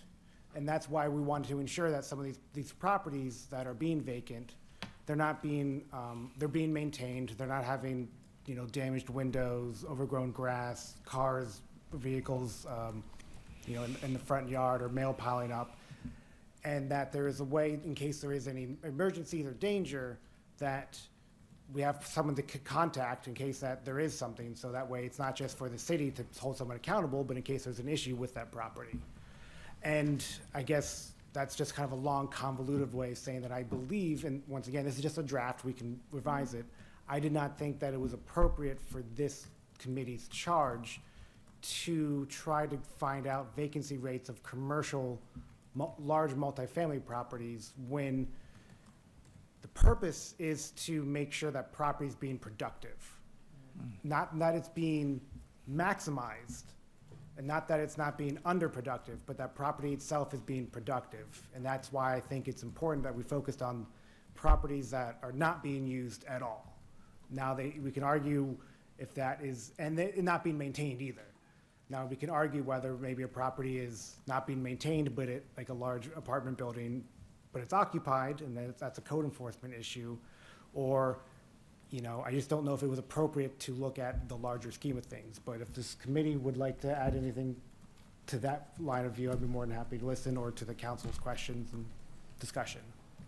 Mr. Sharp or Mr. Catlin, do you have any comments? Thank you for joining and thank you for your work. Yes, thank you. Apartments are fairly difficult. There's a lot. I go on and look at apartment websites all the time and figure out their occupancy rate because they're trying to market a whole variety of floor plans, and so they're really very good about telling you what's available and what the price is. And typically, apartments want to have 3 or 4% vacancy rates just so they can test the market. So if somebody had 10% vacancy, that would be a very serious matter in their profitability, I'm sure. I see that the properties, sometimes they have trouble renting like 3-bedroom units, and maybe they'll have a special on them. But typically, they don't reduce rents that often. Typically, they'll say, we'll give you a free month of rent if you sign the contract. So I'm just not sure what data you would get by having them report as part of this program to you. Right. So that's why I don't believe it might be necessary to do something now as part of this program, because I'm not sure that the information is going to be all that helpful. Thank you. Thank you. And also, we heard before that intentionally sometimes, as Mr. Catlin, you're saying, they keep certain percentage vacant in case some emergency cases arise, and the people can move from that unit to another unit. Then it needs some repair work. So it is not very unusual to have 3-4% vacancy. Mr. Sharp, do you know? And thank you for your work. Yes, good evening, Mr. Mayor, council members. With regard to the issue of vacancy, property owners they're going to be aware of what their vacancies are periodically, during the time, within the course of a year. And they would know, particularly, on a month-to-month basis. But I think from terms of a reporting capacity, either an annual or a biannual reporting may be something to be considered. And obviously, the issue of affordability is looming, not just in the city, but the county, the state, the country. And there's the affordability crisis in housing, nationally. And given the context of the economy, that situation may perpetuate itself even further. So that would be an issue to probably be looked at as some sort of a community partnership with the landlords in the large multifamily properties. All right, thank you. Ms. Mackey, do you have a question? Please excuse me if I didn't understand this. So I expressed this the last time, and I think that you've addressed it, but I want to just make sure. So like when there's a is that the right word? Contention of the will, or when there's a death in the family. Remember, I asked that question before, and we all know how probate, when people don't have their will, or they have a will and it goes into probate, how sometimes it can take a really, really long time to get things settled, or there might be I guess not seeing eye to eye with the family dealing with the death of an individual. So I just want to make sure that we've have our T's crossed and our I's dotted, so that all those things are taken care of. And then lastly, like you talk about acts of God. How about like things like a tree falls on the house, or there's a fire? Is that all taken into consideration? Yes, Councilmember Mackey, thank you. For your first question about the legal proceedings or contested will, when basically the ownership or possession of a property is unclear, the title's not clear, we do have that as one of the exceptions. It's under 180-4,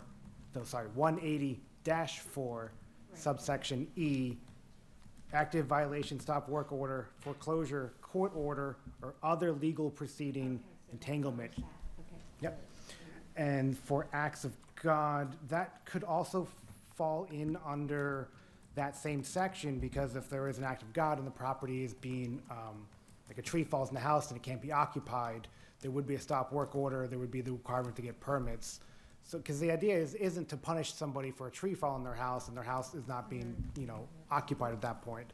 So there is some leeway, but if you'd like another section in there to specifically maybe call out like damage or anything. That sounds good. I was just wondering, what about like fire, like a fire in a home?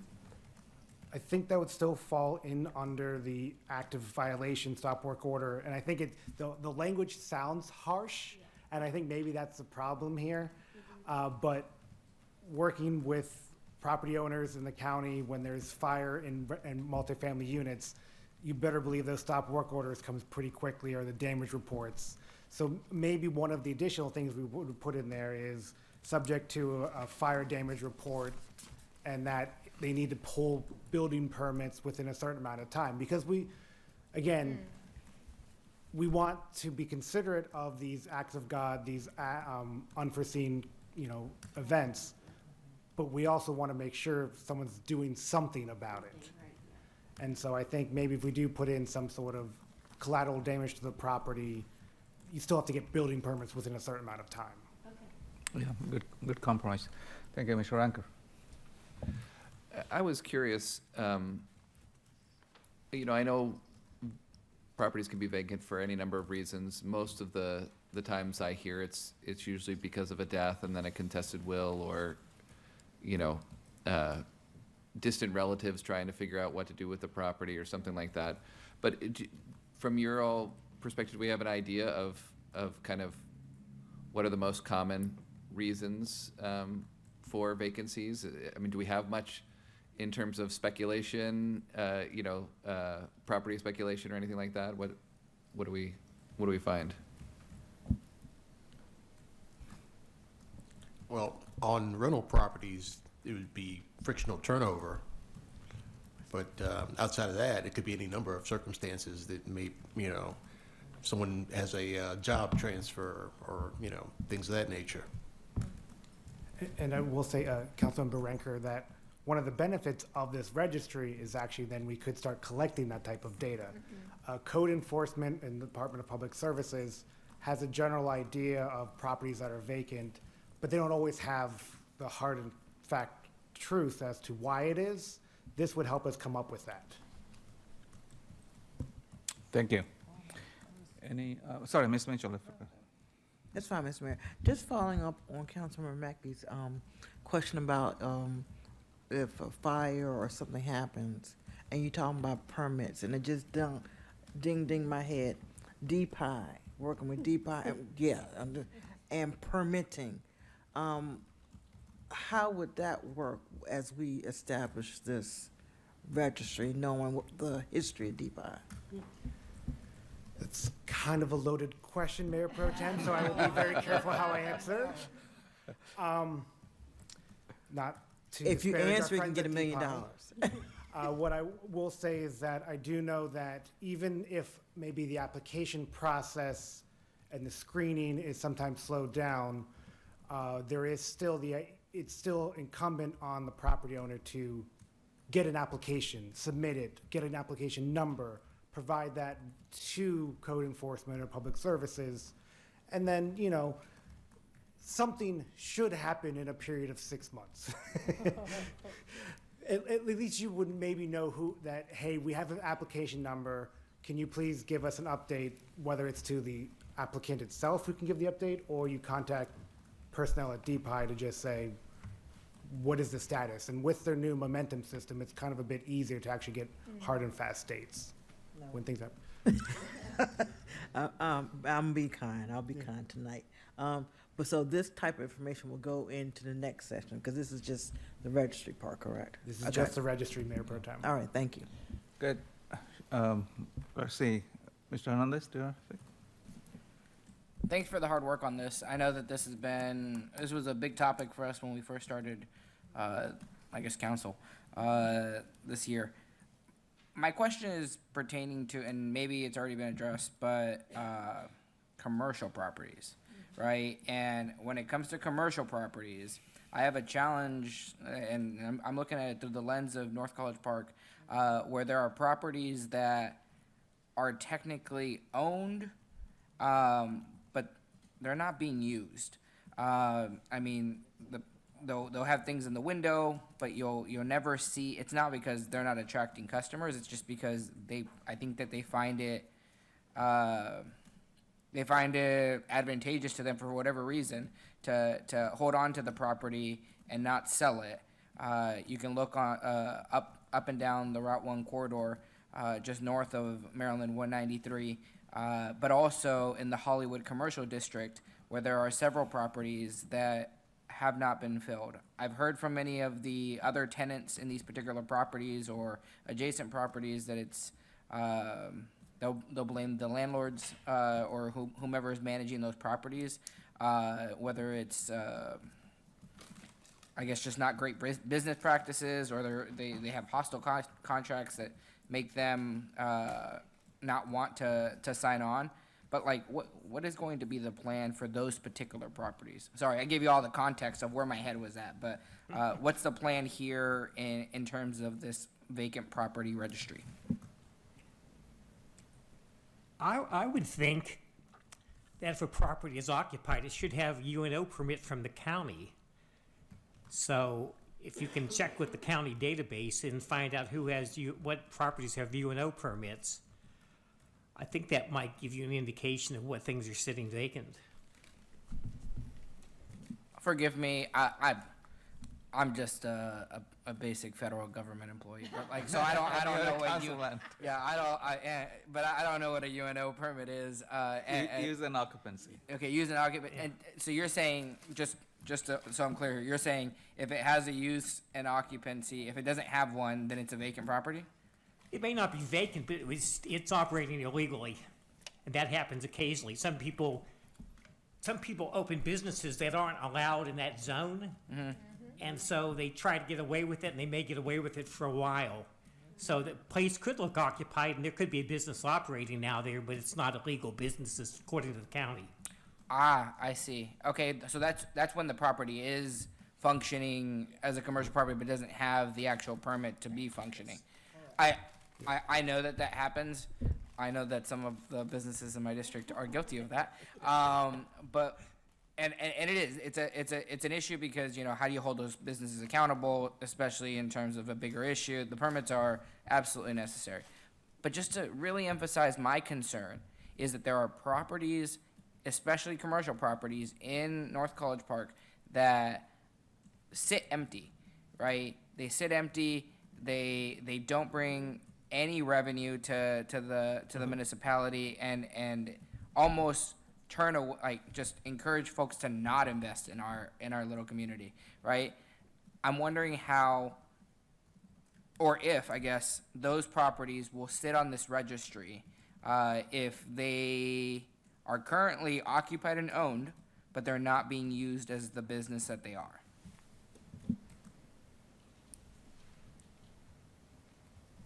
Mr. Shaw. Well, again, part of that is a dynamic of the commercial real estate market and whether or not properties are actively being listed for lease. And, a lot of times there are signs in the windows where they are listed for lease. And a lot of times also they're in the process of changing from being vacant to being occupied, and for whatever reasons, the tenant may have a lengthy time period in order for them to actually take possession of the space. So those are some dynamics that probably could be better addressed by tenants that have had those experiences, as well as landlords that have had those experiences as well, to kind of give us, some insight as to the market dynamics that maybe can be, altered through some action of the council. So just one more follow-up here, because I know I'm touching on something that's a little bit complex and maybe requires some more thought and robust discussion. So please take my comments back and discuss them amongst the committee. But what gives me pause is if a particular business or let's say a particular larger property has the practice to have those lengthy delays in order for, and I'm not saying, maybe it's nefarious, maybe it's not, but like those lengthy delays to fill those properties, because their process is just, it makes more business sense for them to have it empty than to have it filled. That's what I want to address. That's what I want. That's one of the goals that I would like to help address with this, with this effort. So, maybe you can't answer it now, but like that's what I'm looking for with regards to the registry. So maybe I can help. So tonight we'll be focusing on the building the registry, and that is the purpose of the ordinance, and I'm sure there will be more discussion and more changes to our code when the enforcement part comes in. Once we gather the data, and that is a phase 2. I'm talking on the very high level, Mr. Foreman. Yes, Mr. Mayor, that is correct. I will say to maybe Councilmember Hernandez's point, when you look at what is considered vacant property from this ordinance, it is geared towards residential property, and it's geared towards the maintenance and upkeep of the property. And what I think the council member is getting at is more of commercial businesses that are empty storefronts, but the property is still being maintained. And it's trying to encourage that business or landlord to make the property productive again. Is that kind of the right question or the right answer? That's entirely my aim. And when I read real property, I assume, again, just a basic employee. When I read real property, I assume that it's residential and commercial, because it can be both, right? Yes, that is correct. But I do think that was maybe one oversight we had about this is trying to figure out, well, I guess, at least as I'm speaking out loud, I'm thinking of it too. It does become difficult too when you are trying to force a property owner, a landlord, to bring in a business when maybe there's no market, maybe there is no actual type of tenant that's interested there. Are we then trying to require them to take a cut on what the rent would be? How do we, it's kind of a carrot or stick issue here, and I think that what this council has been discussing is the second step from doing the registry, which is a vacant property tax. Yeah. And I know we're kind of doing this as a group incrementally because we've had many arguments and debates about how you would actually even do that type of tax for commercial property. But to your point, I think we can go back and try to figure out maybe factors of vacant commercial property, not maybe underutilized, but vacant. Absolutely, and it's purely to incentivize a more robust, I can't remember what the word was that we used this weekend, but vibrant economic community. Good points. Thank you. And again, there will be opportunities of amendments of even how we define the vacant property, including the commercial property that Mr. Hernandez you're talking about. Ms. Whitney? Yes, I mean, this discussion really resonates with me. I used to work in property management and worked in a building where the owner left a property with a rent much higher than what was market value in the area, and basically had no interest in renting that property unless they could command a really high rent on it, and it just stood vacant for years. So that does happen, and it is a tax write-off. I think Mr. Catlin, Chair Catlin's suggestion was kind of, or, suggestion he alluded to was pretty interesting about a use and occupancy permit. Perhaps we can kind of get these on the registry just by saying, if it's a commercial property and there is no active use and occupancy permit on that space, then they need to go on the registry. That's a way to touch on it without getting to, I would think, without getting, too far into the nitty-gritty and down the rabbit hole. What do you think? The one problem with that approach is that generally, I think in my mind, I'm thinking of like a strip mall kind of property with one of the storefronts vacant. If there's a different image, please correct me, but that's what I'm kind of operating with. And a lot of times you'll have one use and occupancy permit for the entire site. And then each tenant then would get their own separate one. So you might have the landlord would be more than happy to furnish you with the UNO permit that they have, showing them as the owner of the property. But then you would then need to get each of the tenants then to come in, and that could be difficult to track, because I know if you look at online records, it's not always the clearest to say, because if you do a property address, and sometimes, especially strip centers that have lettered units, 1, 2, 3, Unit A, 1, 2, 3, Unit G. Sometimes you can see 4 UNOs in a row that are just 1, 2, 3, and you don't quite know who they correlate to and how it's actually being used. But that's not to say we shouldn't look at it some more. I'm just, from my own personal experience, the pitfalls of just that approach, it would just need to be refined a little bit, I think. Look, thank you. So today we are discussing the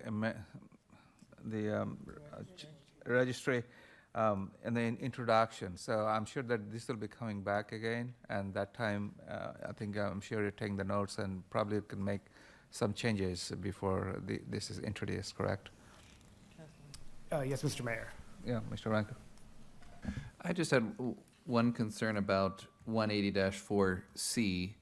Owner has the intent to return to occupy the property and has provided the city with an anticipated timeline for occupancy. I think that makes a lot of sense, but what happens if they don't actually then follow that timeline? And at what point then, if we say, well, I'm planning on coming back, even if it's a year, okay, I don't need to be here, but then a year passes and it still hasn't happened, how long, can they say, okay, actually I have a new timetable, and just kind of keep going on and on. So I would like to see some sort of maybe like clarification around that, how to make sure that that doesn't happen. Well, I think as a practical matter, it would be kind of in that situation, let's say it's, Dr. Jones goes down to Florida every winter time, but there is some issue with the property, some issue with the relative, and they end up staying longer and maybe don't come back in time, right? Well, part of them, the person who's leaving, letting us know that they'll be back, is giving us contact information. So that way code enforcement can just send an email or a call and say, hey, we know you were supposed to come back on April 1st. It's now May 1st. We see, neighbors have said you haven't returned. Is it, are you planning to, or should we start trying to tell you to register? That kind of idea. And that's more of, I think, an operational, internal operations type question to answer it. Because I don't know if I feel comfortable codifying it in this section, but necessarily talking about how we would do it internally. No, and I think that makes a lot of sense in that situation. What I'd be more concerned about is, we're contacting some property and, oh yeah, my the plan is my nephew's gonna move in 2 years if he gets into the University of Maryland. And, well, I mean, it says right here, I mean, if we provided the city with an anticipated timetable, that's a timetable. And so, just concerned about the letter of it to make sure that we're not providing maybe a simple loophole to enforcement. Thank you. Looks like Mr. Foreman is taking notes. Thank you, Mr. Ranker. Mr. Hill. Yes, so in the conversation we had earlier, my colleague mentioned about the commercial districts. Often, at least in our district, it may seem that some of these property owners are sitting on these properties as investments, waiting for assemblage, or they're writing off on their taxes, their losses on their business by strategically for them leaving it vacant. How is this going to curb that behavior when they're just writing it off? So this is the first phase of figuring out the vacant property. I think what you're talking about, Councilmember Hugh, would be after we get this solved and approved, now the committee's gonna have the difficult choice of trying to figure out the vacant tax rate for residential properties, rental properties that are, not being used, and commercial properties. And then the one that's really, I think, causing a lot of problems, mixed use and how you quantify that. So the committee is fully aware of your concern. We're just taking this baby steps to make sure, because we're trying to get to where we are tackling that big issue when we have everything else kind of figured out. Is my understanding, and the committee could be more than happy to correct me. Thank you. Yeah. I just don't want to be the only one on record saying that. Agreed. Thank you. All right, is that all we have? So thank you. So looks like you'll be coming back with some of the changes to the languages, and then when the ordinance will be introduced, I guess. Or do you need another work session? Do you think? Probably not. Will it be ready for? It'll be ready for introduction, right? Next time it comes. Yeah, Okay. I think the next time would be for action. Okay. And we'll take what you were saying Yeah. and amend it and then bring it for action. Thank you. We already have talked a lot. Thank you so much. Thank you again for your work. I appreciate that. Lots of progress has been made. Appreciate that. All right. So one major one is done. We have another one. It's a discussion of the VO rideshare proposed amendment and the contract, and this will be taken by our senior planner, Carlos Nunes. Mr. Nunes, thank you for your work. Thank you. The floor is yours.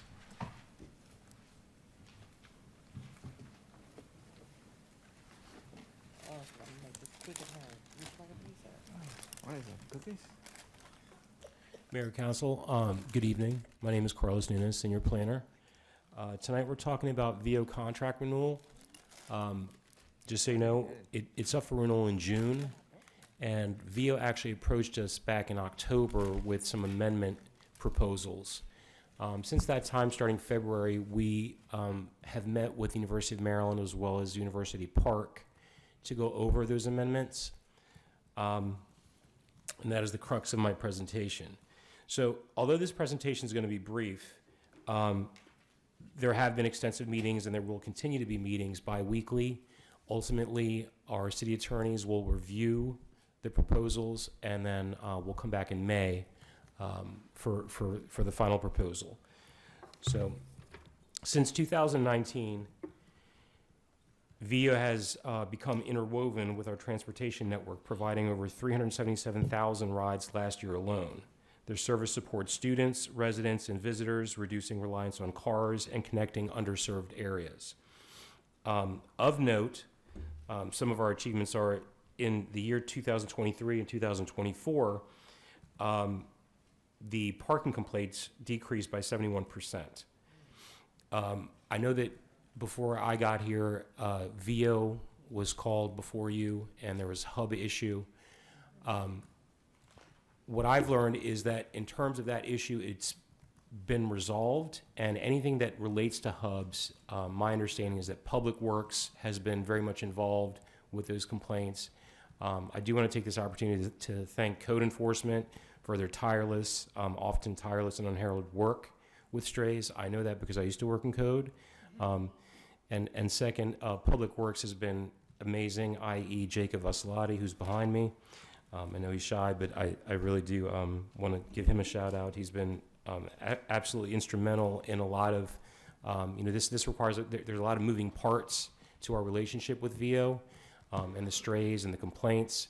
Everybody knows it, but we have really done, I really am proud of the work that has been done via the planning department and all our departments in terms of having so much success. And VO has conveyed that to us, and they're very happy with what we've done up to now as we are.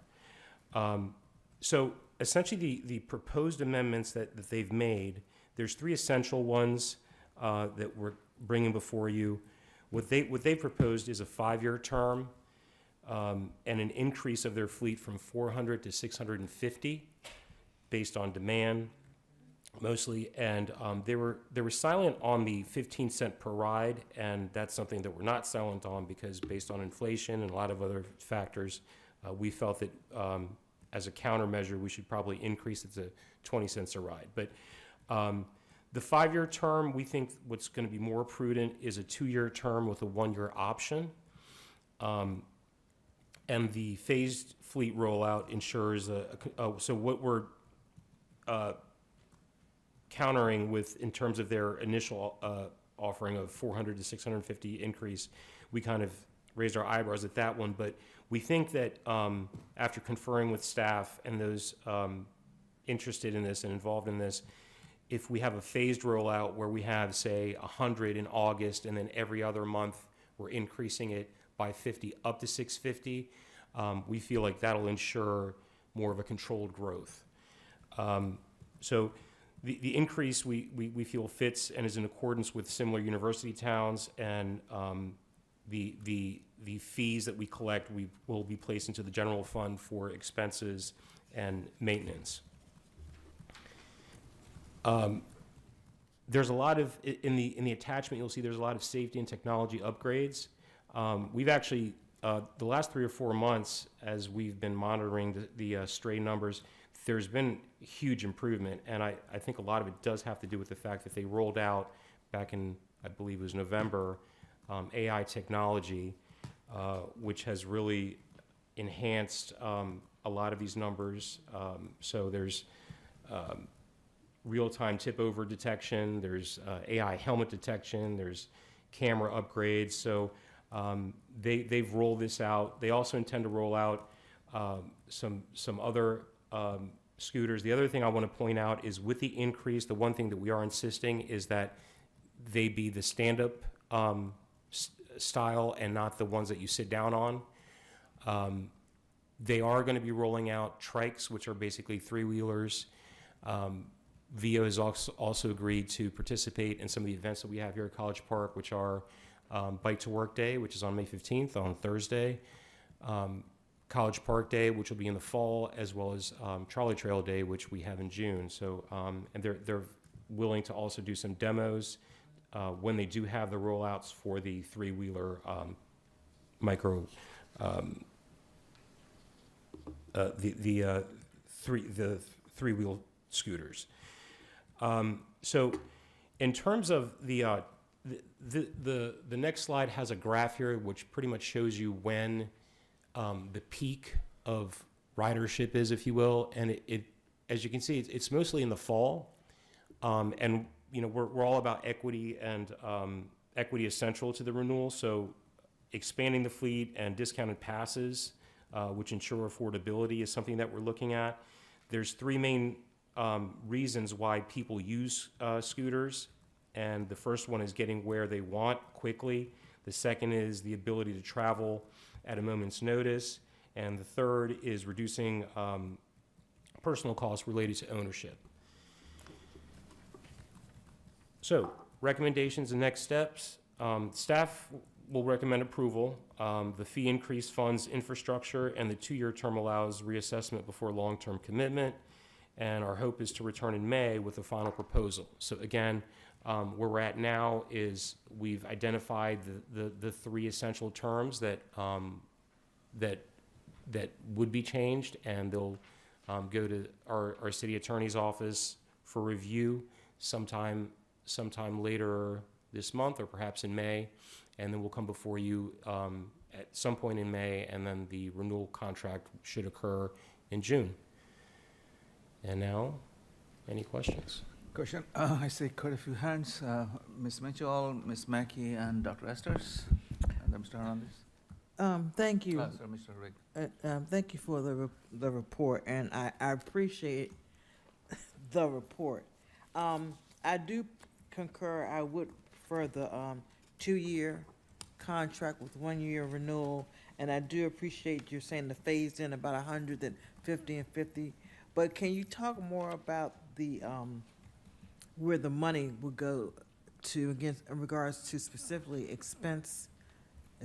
Because it seems as though,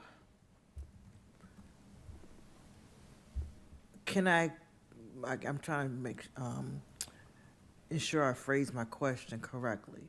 Are the expenses regards to the maintenance of the pads and all that, or what? What? So we actually collect, it's kind of like a twofold collection that we have. One is we collect a quarterly fee, but that one goes to cover the cost of the ride report that we use internally for analysis. For data purposes. Yeah, that's not, and actually, with both fees that we collect, VO is not really a moneymaker. I mean, we're pretty much breaking even on that. With the per ride fee, that goes to the general fund, and that goes towards maintenance, bike lanes, things that we would use related to anything related to transportation. So operational, it really goes towards that.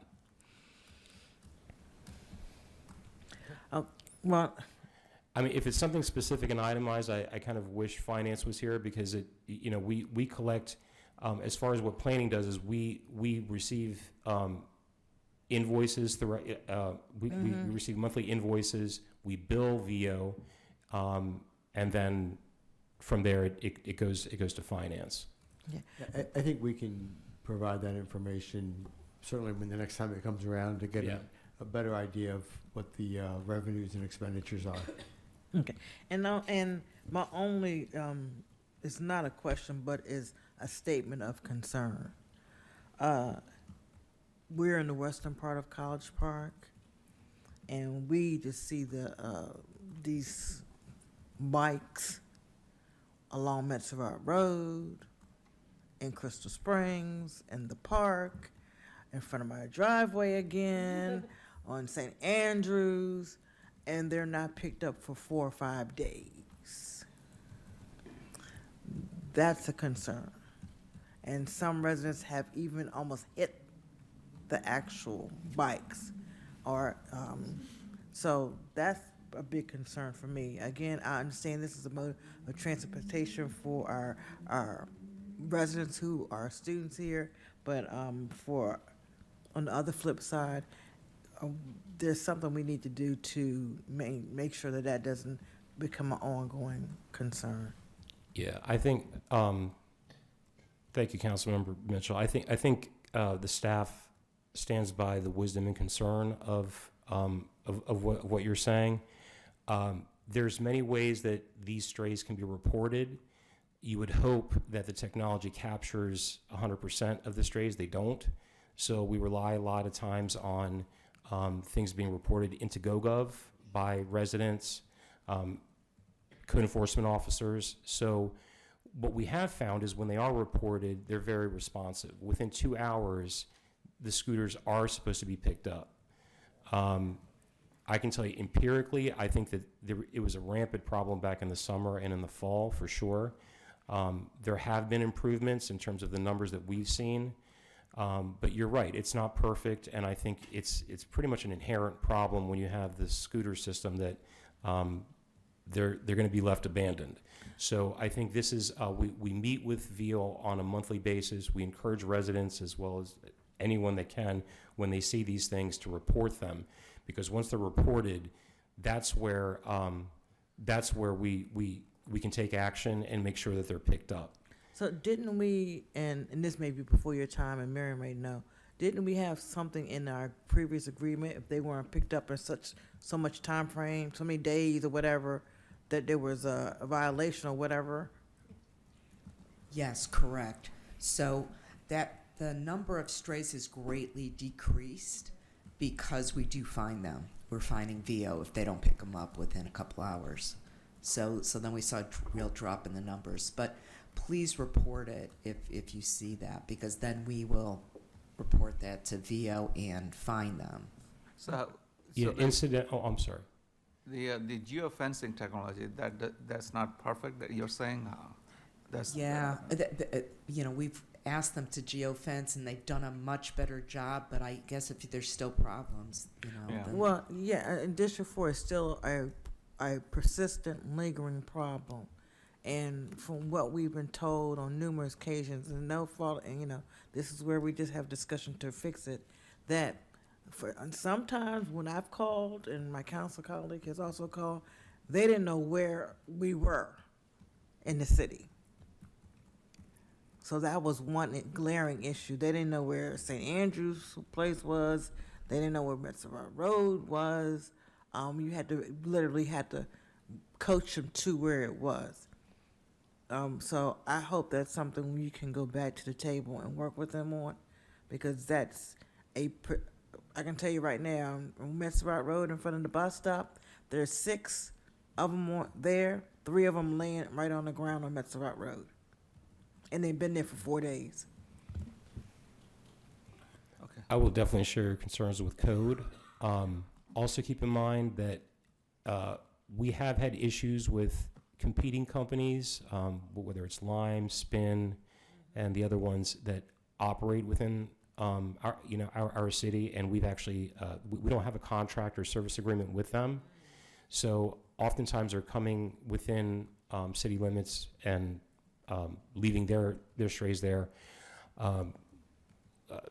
Capital Bike Share. So really the only service agreement contract that we have is with VIO, and those are the black-green bikes. The other ones, we don't. So we've actually been very proactive about that as well, and tried to reach out. It's gotten as high as having to go to our city attorney to find out how we get a hold of whomever operates Spin, Lime. They come from every part. But in terms of VIO, if what you're describing is going on for 4 days, that's definitely something that needs to be reported to VIO. And I share your concern. Again, I used to work code, and it was a huge headache to be on patrol, do windshield inspections, and see them here and see them there. So we've been extremely proactive since the summer and fall. The numbers have gotten a lot better, they have. But again, we did have an uptick in the last 2-3 months from different companies operating within the city that we had no idea where they were coming from. But we have followed up with that too. Public Works as well as code and planning have tried to get that to stop. No, but thank you for your effort. Thank you. Appreciate it. Thank So you. it's now 10:22, and we have a long queue. If you could please keep your comments brief, and also if you could focus on the contract itself, that might be helpful. I see Ms. Mackey, Dr. Esters, Mr. Okay, Wade. I have here some on this. questions. So I was wondering why stand-up why are it stand-up scooters that you prefer?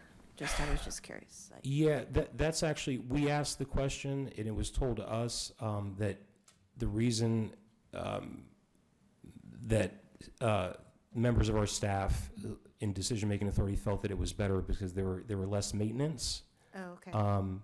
Perhaps because some of the other ones are bulkier and harder to handle, and they tip over, and they're more apt to become strays.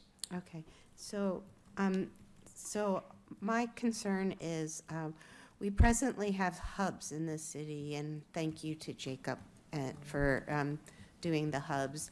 And but if we're going to add 250 more scooters, or let's just say vehicles for the word, our hubs will not be able to maintain that volume. So we're going to have to do something about that, because the hubs are, like, for instance, what my colleague said is the bus stop on Metzger is a hub, and that's where they can leave their bikes. And the reason they're overflowing into the street is because there's so many bikes there. Bike's not the right word, but I'm just saying that. And so if they're going to increase by 250 more units, then where are they going to park? And I like the hubs because I think it's helped a lot on the stray issue, but it hasn't made it perfect. So we have to consider that. So that's my question statement. And that being, who's paying for making these hubs? So that's another question. And I have to tell, and we're gonna need to have additional hubs. And I appreciate your vigilance on the other micromobility companies.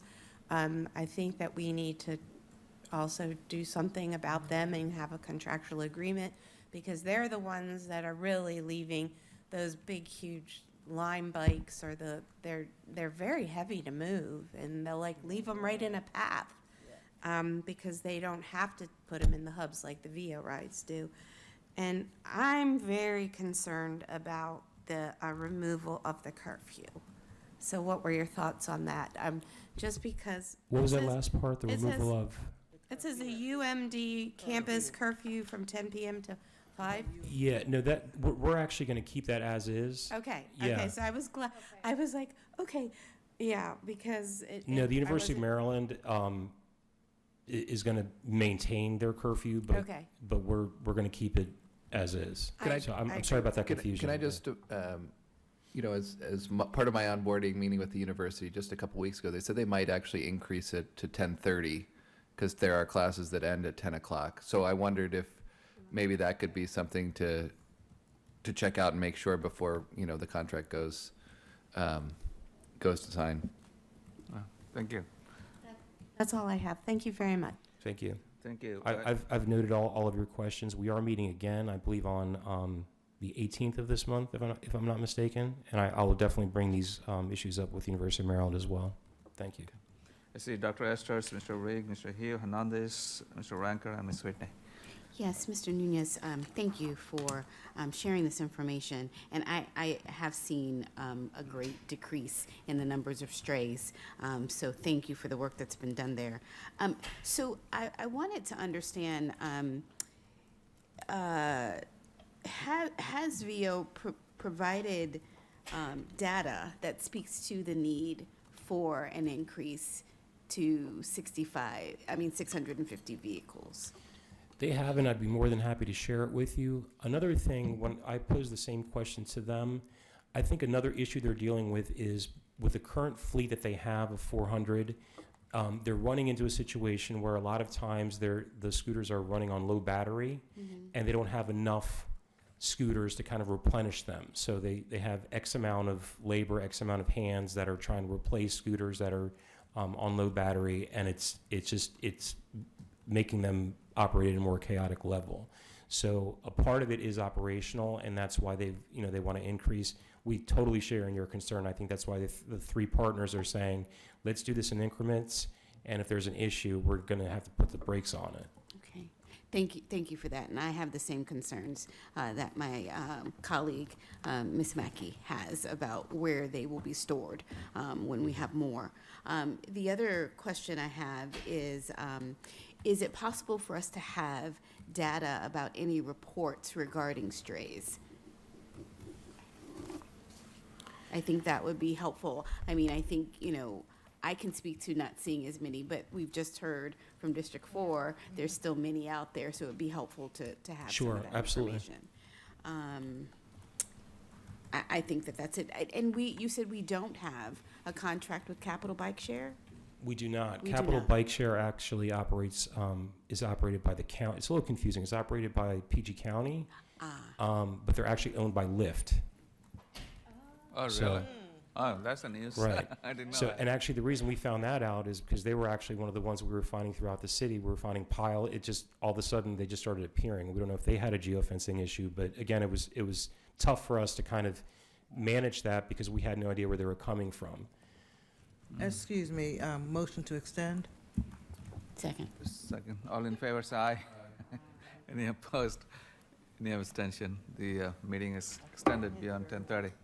All right, Thank you. that's all, Dr. Esters. You have Mr. Rigg, and then Mr. Hugh, Hernandez, Mr. Ranker, and Ms. Whitney. Thank you. I'm not going to repeat a lot of the comments that my colleagues made. One, in reviewing the material, one concern I have is about the expansion, the simultaneous expansion of the number of vehicles that are permitted by VO Ride, while also the rollout of what I would assume would be substantially wider tricycles. I don't know what the dimensions of those things are, but I'm finding that in District 3, you know, the hubs can be pretty crowded sometimes with the existing vehicles being, you know, the two-wheeled bikes and the scooters. It would be perhaps informative if VO could tell you, you know, what mixture and at what periods of time of vehicles there would be out there. I think unless we start to locate and build more hubs, I could very easily see us running out of space at the existing hubs, especially if we start using, if the larger vehicles start to really dominate the sort of local infrastructure. So just a concern. Sorry, Mr. Nunez, did you have a response? Yeah, to that point, thank you, Councilmember Rigg. What VO has said and agreed to, because that was a concern of ours, is that the increase would be strictly stand-up scooters. So I think when they roll out, we're definitely going to be mindful of what you're suggesting and alluding to, which is just how many trikes are there, because that's a great point. I think we have to bring that up with VO when we talk to them, as well as alert our partners to that. That was a very good point. But I think as far as the 650, the increase to 650, they've agreed to making it just the same stand-up scooters that you see mostly riding around. Okay. That was, otherwise my colleagues have covered other concerns. I think I'm generally in favor of an extension. I've seen, you know, pretty substantial improvements in the administration of this contract and really express my admiration to planning for really doing a good job of this contract. Thank you. Thank you. Mr. Hugh, and then Mr. Hernandez. Thank you. This might be a stretch, but is there a way we can work in with their contract that if we have other companies who aren't supposed to be in the city, who are creating a problem with, you know, abandoned devices, since they are capable of removing these devices, could they help us by impounding other vendors' vehicles and so they can come pick them up instead of in a central location, instead of, you know, having to not have that contract with them to have them come out and pick up their vehicles from our streets. Counselor? Yeah. Trying to make sure I understood. Are you saying to have VO perhaps? Help with the Yeah. removal of the other bikes because they don't have a contract here? They do, and We have, earlier, I guess this year, we discussed maybe how to deal with those coming into the jurisdiction without contracts because of some of the concerns we're talking about this evening. Maybe an approach is some type of licensing or looking at some type of regulatory scheme.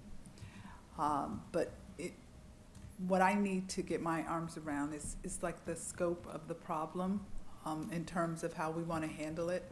But I'm not sure if another vendor, could pick up other vendors' property. And then the other thing that also becomes difficult for the city if we impound ourselves is where do we store? Because we know this has been an issue with vendors that we can't control right now. So we were looking at solutions that will not burden the city. Okay. Thank you very much. You know, I don't think VO can do much because the geofencing technology actually applies to their vehicles only, not the other fleets. That's my assumption. Mr. Hernandez and Mr. Ranker and Ms. Whitney. Just a really quick question. Why are we trying to add so many more scooters to the city? That's a demand. As far as the rationale, I think VO is just basically trying to respond to the demand and compete with the private ownership of scooters that has been on the rise. So I think it's really their response to how they see the market.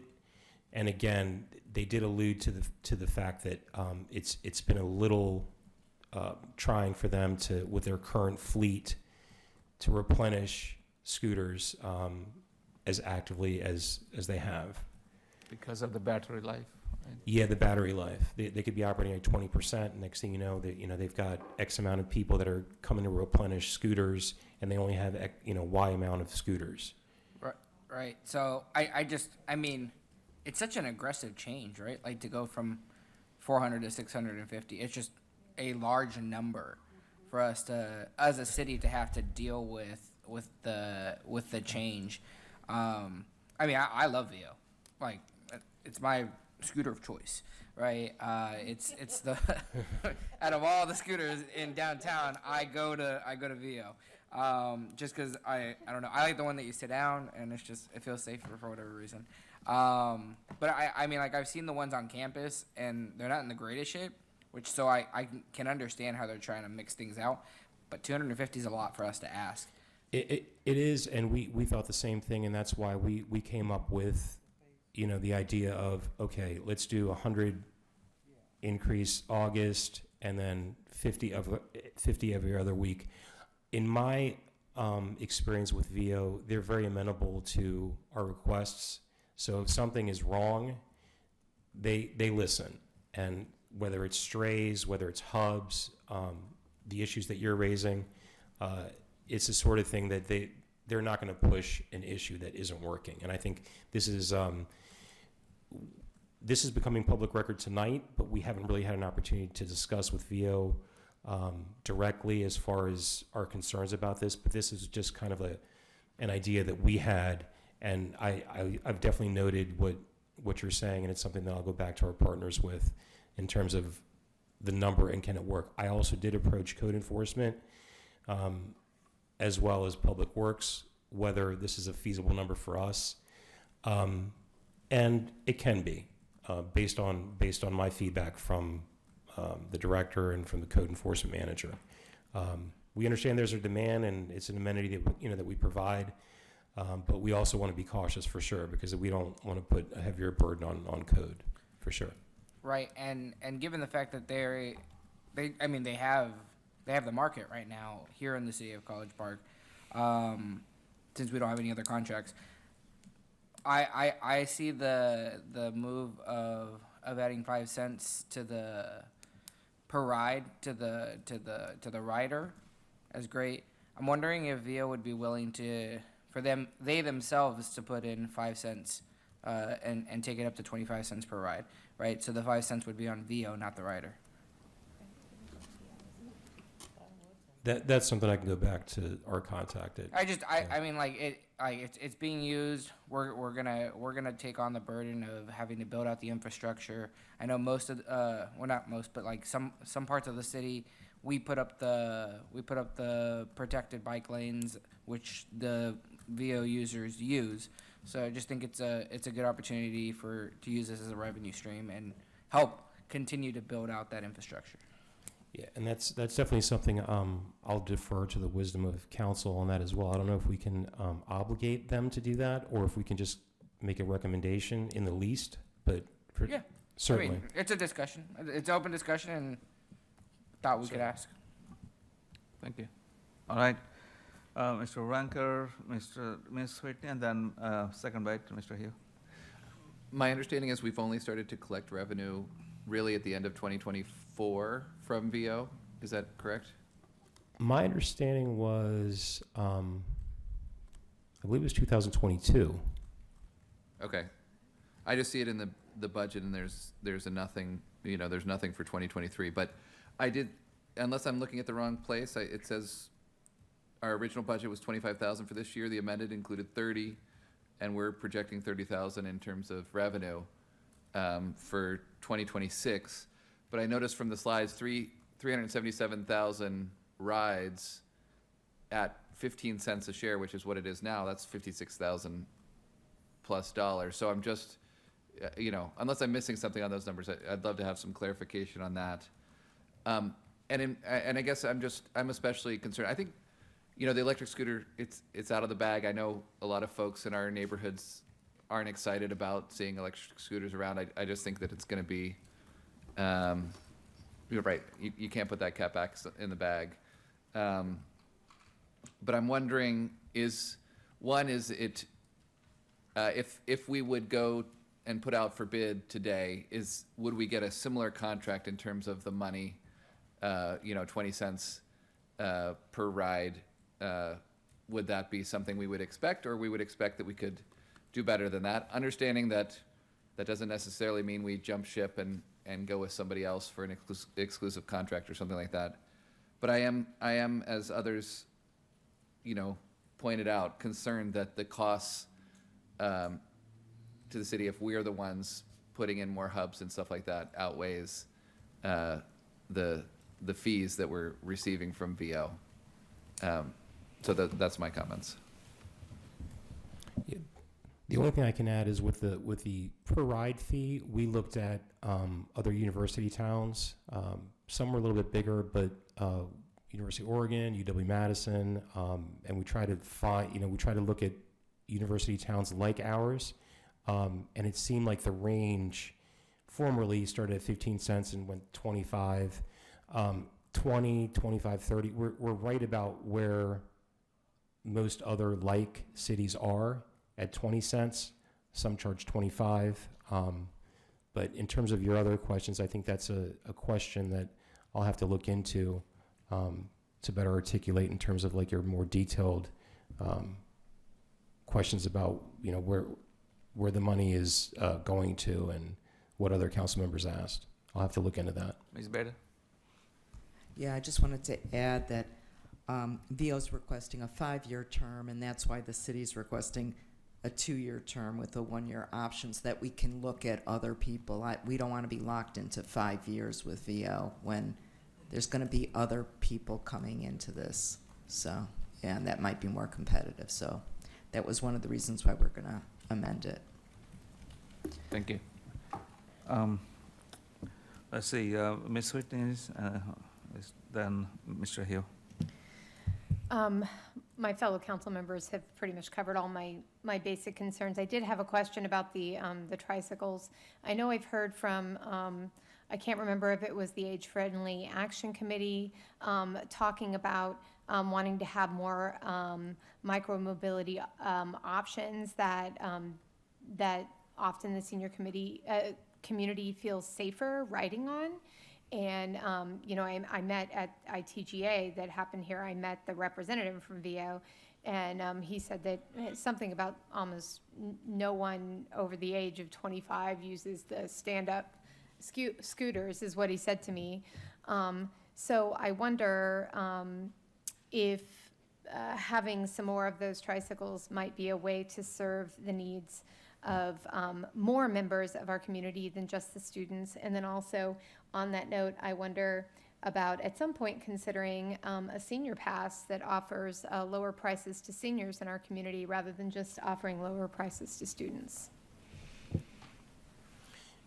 Yeah, that is definitely something that we have asked VO about for about a year. We've been waiting for them to roll out this new device, and we've also been in touch with our senior committees here. As a matter of fact, today we were trying to finalize a demo day between VO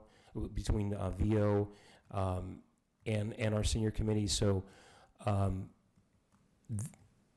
what you're talking about is something that we're definitely working towards, but we just didn't have that option. Before, it was just the stand-up, and it was the sit-down, and that was it. So this new 3-wheeler kind of sit-down micromobility device is something brand new, and I share your sentiment about having discounts for seniors as well, and that's something that we can raise with Joe Bott at VO.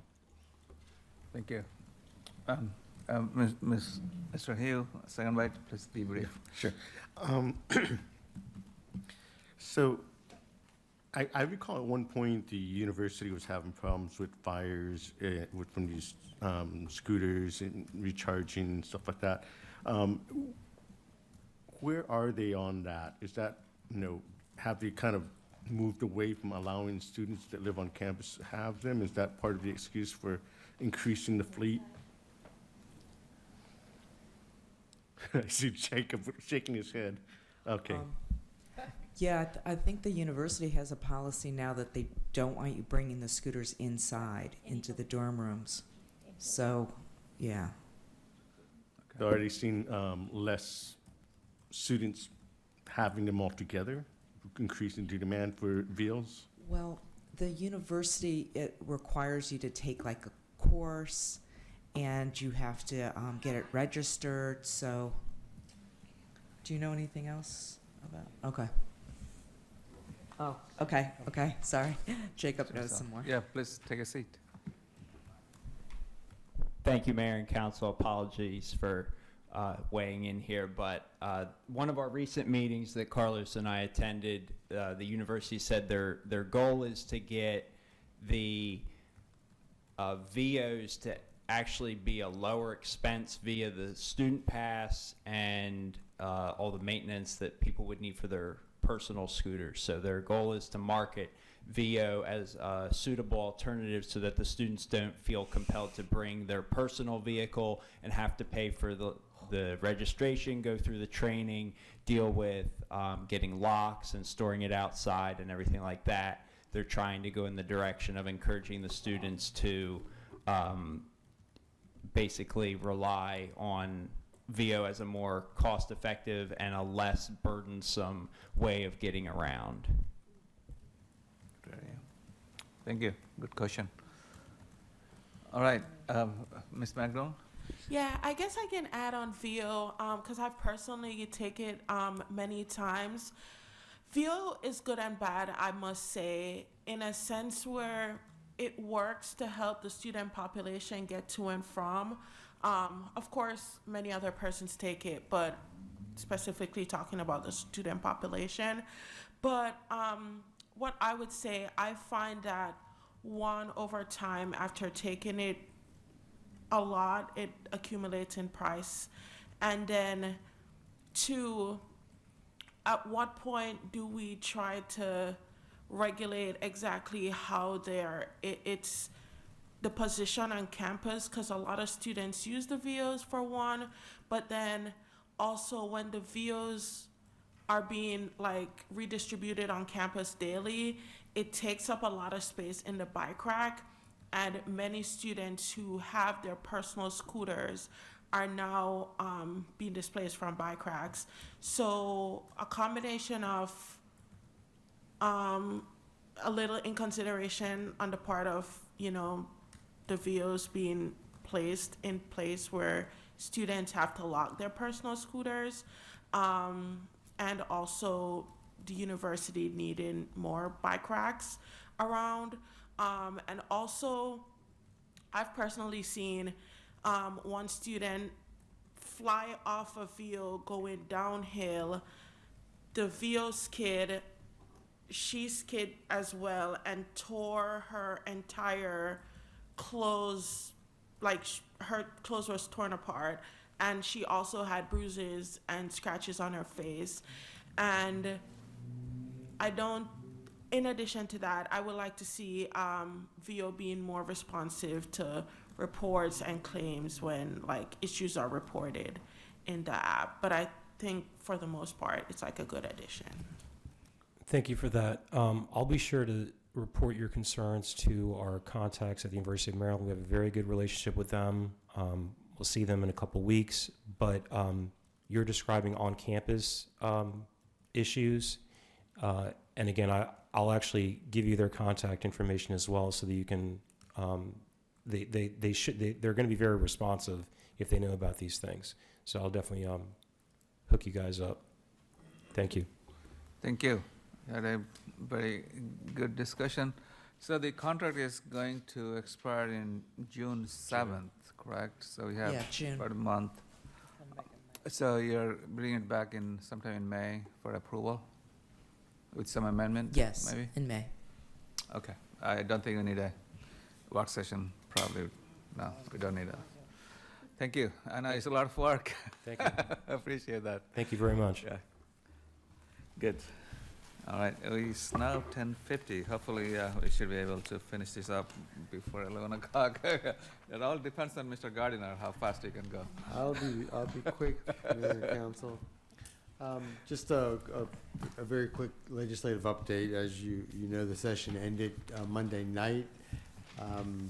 Big issues were budget and school funding.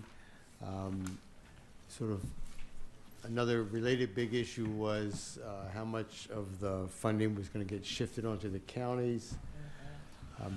You will receive at the end of this week a kind of a wrap-up summary of some of the bills that we worked on and where they ended up. I will report that the bill we supported to increase the municipal infraction from 1,000 to 5,000 passed. So that hopefully will be a little tool, another tool to encourage enforcement and compliance with our codes.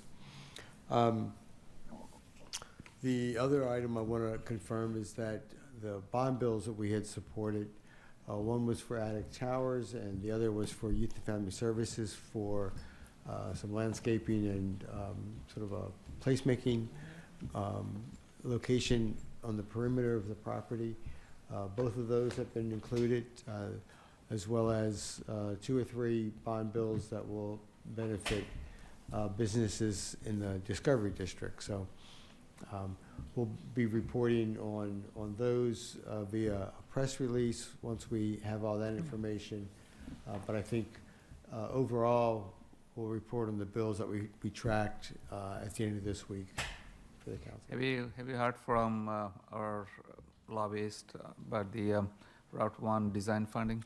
I have not. We will find where that money is and how much it is. But Yeah, the mayor is referring to funding that was discussed to have some design money for phases 2 and 3 of Baltimore Avenue that our delegation lobbied for, and I think they were successful. We just don't know how much and where. Okay. All right, looking forward to seeing the press release. You actually got quite a bit, at least $7 million, or maybe more than that. CP Cup itself actually got 6 million, right? Close to 6 million. So. Yeah, through them. Yeah, $6 million. we'll Yeah. put it all together I for mean, you. for College We'll see. Park, through them. It's not their money. Yeah. Dr. Esters? Mr. Gardner, when would we expect to hear sort of a end of legislation report from the lobbyists? Yes. A written report end of this week, I expect. We're looking at one of the meetings in May for the lobbyists to kind of give a in-person summary of the session. Thank you. Good. Any other question, Mr. Hernandez? I guess maybe I'm unfamiliar with the legislative process, but with regards to the Route 1 funding, did that pass? The Design funding, phase 2, 3. Phase 2, 3 right. money. So that's what we're going to try to find how much money was put in the budget for design work. I'm confident that it is in the budget. I don't know where it's in the budget. It was something that our delegates worked on very vigorously. Again, it's I believe, as initially presented, a fairly small amount in terms of the total design cost and engineering work. But the idea was to get that in, get it started, and then we'll work on getting the capital funding for it. But I'll report back on that as soon as I get the information. Thank you. Thank you. Any other questions? All right. Seeing none, let's move to the request for status of future agenda items. I don't think we have seen an application. Right? Okay. And this is the time for the audience to make comments. They have a wonderful audience in the room. Anyone who wants to speak from online, please raise your virtual hand. Seeing none, Mr. Hussain actually raised his hand. May I allow him to talk. Mr. Hussain, please go ahead. You have 3 minutes max. Just a quick update.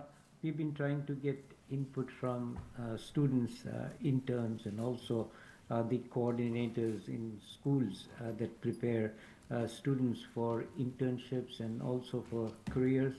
So the Deputy Secretary of State has been interested in the international standards and national ones, so we contacted local schools.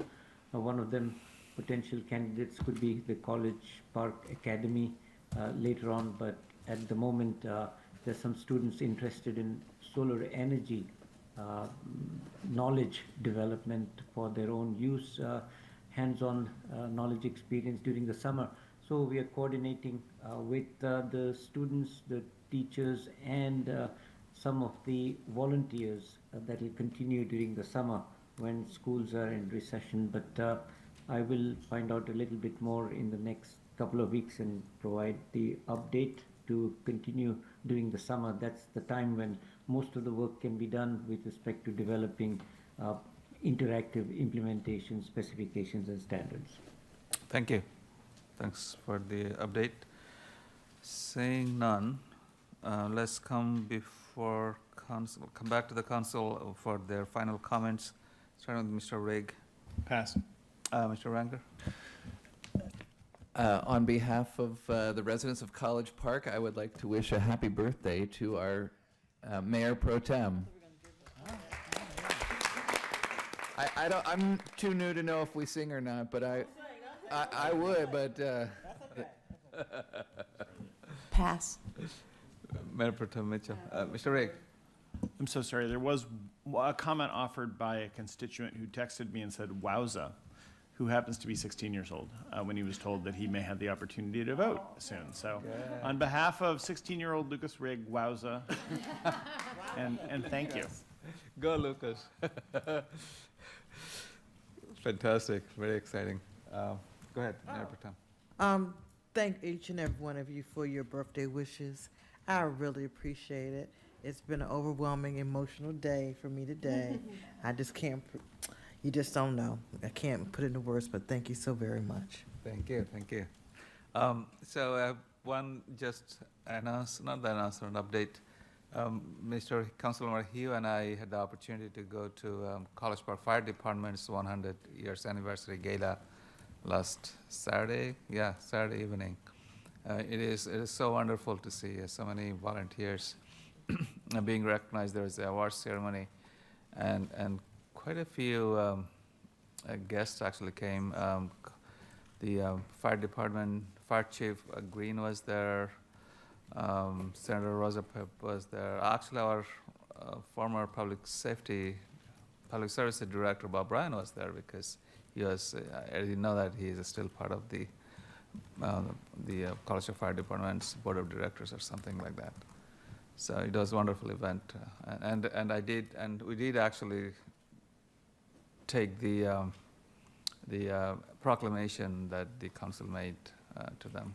So they're really happy. All right, Ms. Whitney? Pass. Dr. Esters? Pass. Mr. Hugh? Pass.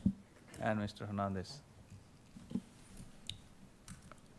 Pass. Nice. Ms. Art? Pass. And Ms. McDowell? Pass. Oh, that's very nice. Mr. Gardiner? Motion to adjourn? Second. Oh, wait. City Yeah, manager. I Sorry, was just too going to quick. note that Mr. Young will be back end of this week, and I'll be off all of next week. Oh. Thank you. We'll miss you at the farmer's market. Motion to adjourn. Second. All right.